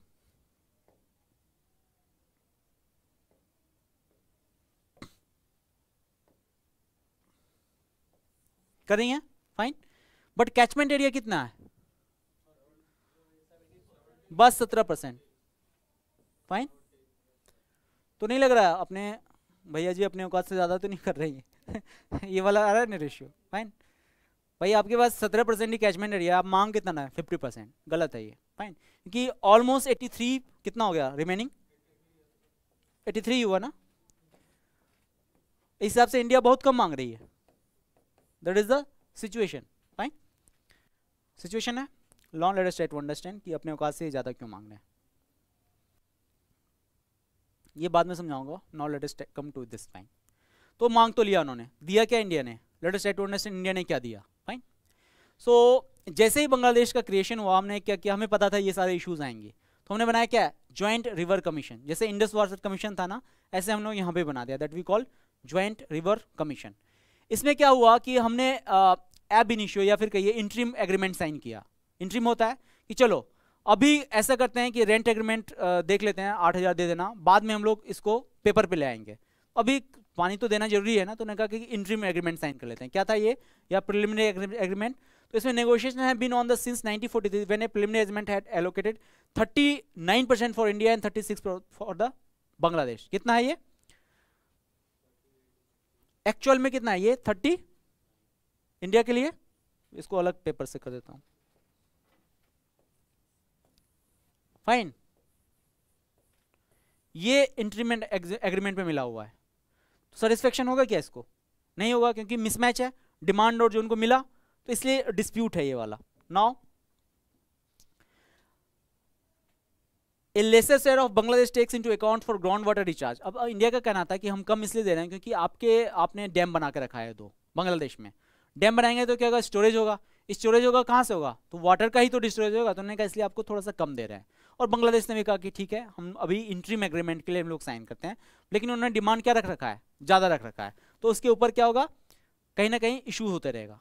चलिए तो बच जो गया 25%, तो रिवर फ्लो भी होना चाहिए ना, अब सब पानी बांट ही लिया आपस में आप लोगों ने, तो रिवर फ्लो कहाँ से होगा, रिवर के लिए तो कुछ चाहिए, उनको भी तो अपना गाद हटाना है, उनको भी तो अपनी चीज़ें करनी, तो रिमेनिंग रख दिया गया कि रिवर चलता रहे, काम चलता रहे, ये होता रहे। चलिए समझ में आ रहा है ना क्या क्या हुआ है साइन। चलिए अब चूंकि वो मान नहीं रहे थे तो क्या हुआ, फिर से नेगोशिएशन होगा, बहुत सारे राउंड होंगे, तो 2011 में जब मनमोहन सिंह जी प्राइम मिनिस्टर थे तो एक नया एग्रीमेंट साइन हुआ हमारे और कहाँ बांग्लादेश के बीच में। इसमें हमने क्या किया, 15 साल के लिए नया इंट्रीम एग्रीमेंट साइन किया। इसमें क्या क्या दिया हमने उसको, 42% हमने रखा, 37% उनको दे दिया। नाउ सिचुएशन क्या हो गया, 37%, थोड़ा सा बढ़ा दिया है, हाँ मतलब 37 या 38 कर लिए, और हमने थोड़ा सा अपना भी बढ़ा लिया, दैट 30 कितना कर लिया, 42 कर लिया।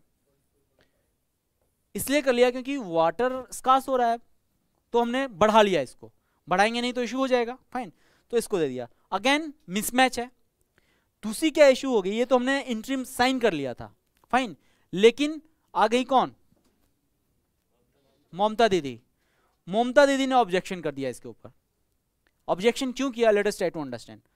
ममता दीदी का ऑब्जेक्शन वाज वेरी, दो चीजों से था, एक तो पॉलिटिक्स, दूसरा कुछ कॉजेज भी थे इसके ऊपर।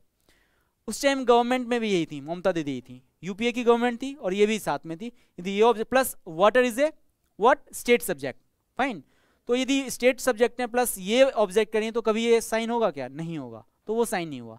तो अभी क्या चल रहा है, इंटरिम एग्रीमेंट उस टाइम का ही चल रहा है, फाइन। चलिए अब बांग्लादेश ने क्या, सॉरी बंगाल के क्या ऑब्जेक्शन थे। बंगाल का ऑब्जेक्शन का कि इसके 6 district of the north Bengal is dependent upon what, Teesta water, 6, और ये भी हाईली डेंसली पॉपुलेटेड जगह है, तो कहते हैं हमने यदि उन्होंने दे दिया तो हमारे पास पानी नहीं रहेगा, तो ऐसा काम क्यों करें हम, फाइन। दूसरा सिक्किम बहुत इंपॉर्टेंट है। सिक्किम कोई गया है, Sikkim is quite environmental friendly state, carbon neutral state है, उनको डेवलपमेंट से मतलब है, लेकिन ऐसा मतलब है कि सब कुछ बैलेंस होकर रहना चाहिए। सिक्किम में एक ट्राइब आती है, that is Lepcha, fine, Lepcha काफी फेमस है, यूपीएससी प्रीलिम्स में आती है, you can C Lepcha tribe यहाँ पे मैंने दे रखा है। इनके ड्रेस काफी डिस्टिंक्ट होते हैं, फाइन, इसलिए माना जाता है, और दे आर सबसे वन ऑफ द ब्यूटीफुल, जिसको मैं मानता हूँ, लाइक लड़के दोनों, लड़कियां दोनों, सबसे अच्छी कोई ब्यूटी मिलती है तो I have seen in Sikkim's, natural beauties मिलती है उन्हें, फाइन। तो Lepcha tribe are very related to this environment and all. उन्होंने क्या किया, प्रोटेस्ट करना शुरू कर दिया, और प्रोटेस्ट कितने दिनों से किया, 900 डेज के लिए किया। हंगर स्ट्राइक पे चले गए सारे लोग, रिवॉल्व करके करते थे, एक तो आदमी कर नहीं सकता था, अलग अलग लोग करते थे। तो इसमें इन्होंने क्या कहा कि आप जो डैम बना रहे हैं उसके कारण क्या हो रहा है, रिवर कोर्स अफेक्ट हो रही है, उससे इन्वायरमेंट को काफी डैमेज पहुंच रहा है, और यदि आपने तीसरा वाटर कर लिया साइन तो हमारे पास तो पानी नहीं बचेगा। और हिमालयन रिवर्स के साथ इश्यूज, हिमालयन स्टेट के साथ इशू क्या है कि उनकी dependency on the rivers are quite important. Rivers खत्म हो जाएंगी तो वहाँ पे लोग डिपेंडेंट नहीं होंगे। यू हैव सीन कहीं कहीं होंगे हिल्स में, तो वो पानी कहीं कहीं से आ रहा होता तो बोतल लगा के पी लेते हैं वो लोग, क्योंकि उनका यही है, फाइन, उनको वो अच्छा भी मानते हैं। तो उन्होंने कहा कि आपने डैम बना दिया तो क्या होगा, रिवर हमारे पास सूख जाएगी तो हमारा स्टेट की कोई वैल्यू नहीं रहेगी। तो इसलिए उन्होंने प्रोटेस्ट करना शुरू दिया। तो इट बिकम काफी वैक्स्ड इशू, क्योंकि दो स्टेट आपका ऑब्जेक्ट कर रही है, ऑब्जेक्ट करेगी तो कभी सॉल्व हो पाएगा क्या, नहीं हो पाएगा। तो इसके कारण क्या होगा, इश्यूज काफी बर्निंग रहेगी, फाइन। सो इसलिए तीसरा वाटर सॉल्व नहीं हो पाई, ये गवर्नमेंट के ऊपर से दोनों साइन नहीं कर दिया, बट स्टेट गवर्नमेंट का ऑब्जेक्शन है, इसलिए ये साइन नहीं हो पाया, फाइन। चलिए अब थोड़ा सा तीसरा के बारे में देख लेते हैं। शुरू कहां से होती है, टोटल लेंथ 14 किलोमीटर है, सिक्किम में 151 किलोमीटर में जाती है, फाइन, 414 में से 151। उसके बाद वेस्ट बंगाल में 142 और बांग्लादेश में 121। तो 3 पार्टी हो गए इसके, देख लिया हमने। तो इन 3 पार्टी के अलग अलग ऑब्जेक्शंस हैं। बांग्लादेश के लिए इंपॉर्टेंस क्या है हमने देख लिया, फाओ का report, fine, 8% of the population and rest of the. और सिक्किम का ऑब्जेक्शन इन्वायरमेंटल है, और बांग्लादेश का क्या है, dependency of the 6 state on that. That's why ये काफी वेक्ड इशू हो गया है for the Bangladesh as well as the India. चलिए सो इस गवर्नमेंट ने थोड़ा सा इनिशिएटिव लिया था 2017 में। अगेन मोदी जी आए थे, उनको लगा कि काफ़ी इश्यूज हैं, तो उन्होंने कहा कि एक और कुछ कर लेते हैं हम लोग। लेकिन कुछ करने वाले थे, तभी क्या हो गया, बंगाल का इलेक्शन आ गया। आपने देखा खेला हुए वाला सीन चला। तो ये तभी होता जब बंगाल में बीजेपी भी आ जाती, या फिर ममता दीदी सपोर्ट कर देती मोदी को। बट ऐसा कुछ भी नहीं हुआ, हमने देखा कि ममता दीदी जीत गई और बीजेपी रूट आउट हो गया वहां से। तो यदि वो नहीं होगा तो तीसरा वाटर का भी एग्रीमेंट अब ठंडे बस्ते में रहेगा, जब तक या तो ममता दीदी नहीं चाहे या फिर बीजेपी वाले नहीं चाहे। सेंटर की गवर्नमेंट चेंज होगी तब कुछ हो सकता है, क्योंकि ममता दीदी और इनका रिलेशन अच्छा नहीं है, तो कभी ये होगा ही नहीं। बताइए।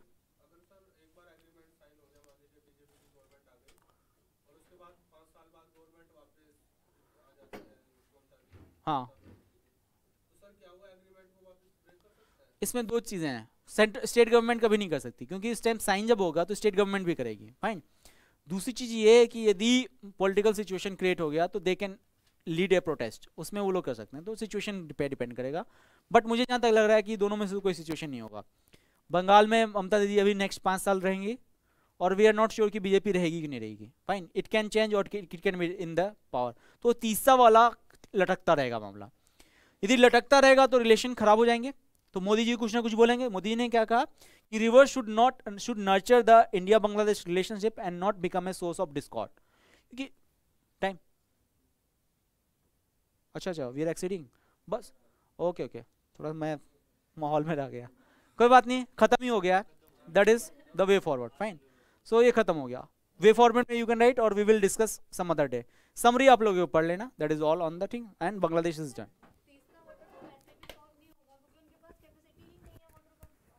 चाइना सपोर्ट कर रही है ना, आपने देखा नहीं, इसलिए तो मैंने वो लिखा था, China is ready to support them. China dam बनाने के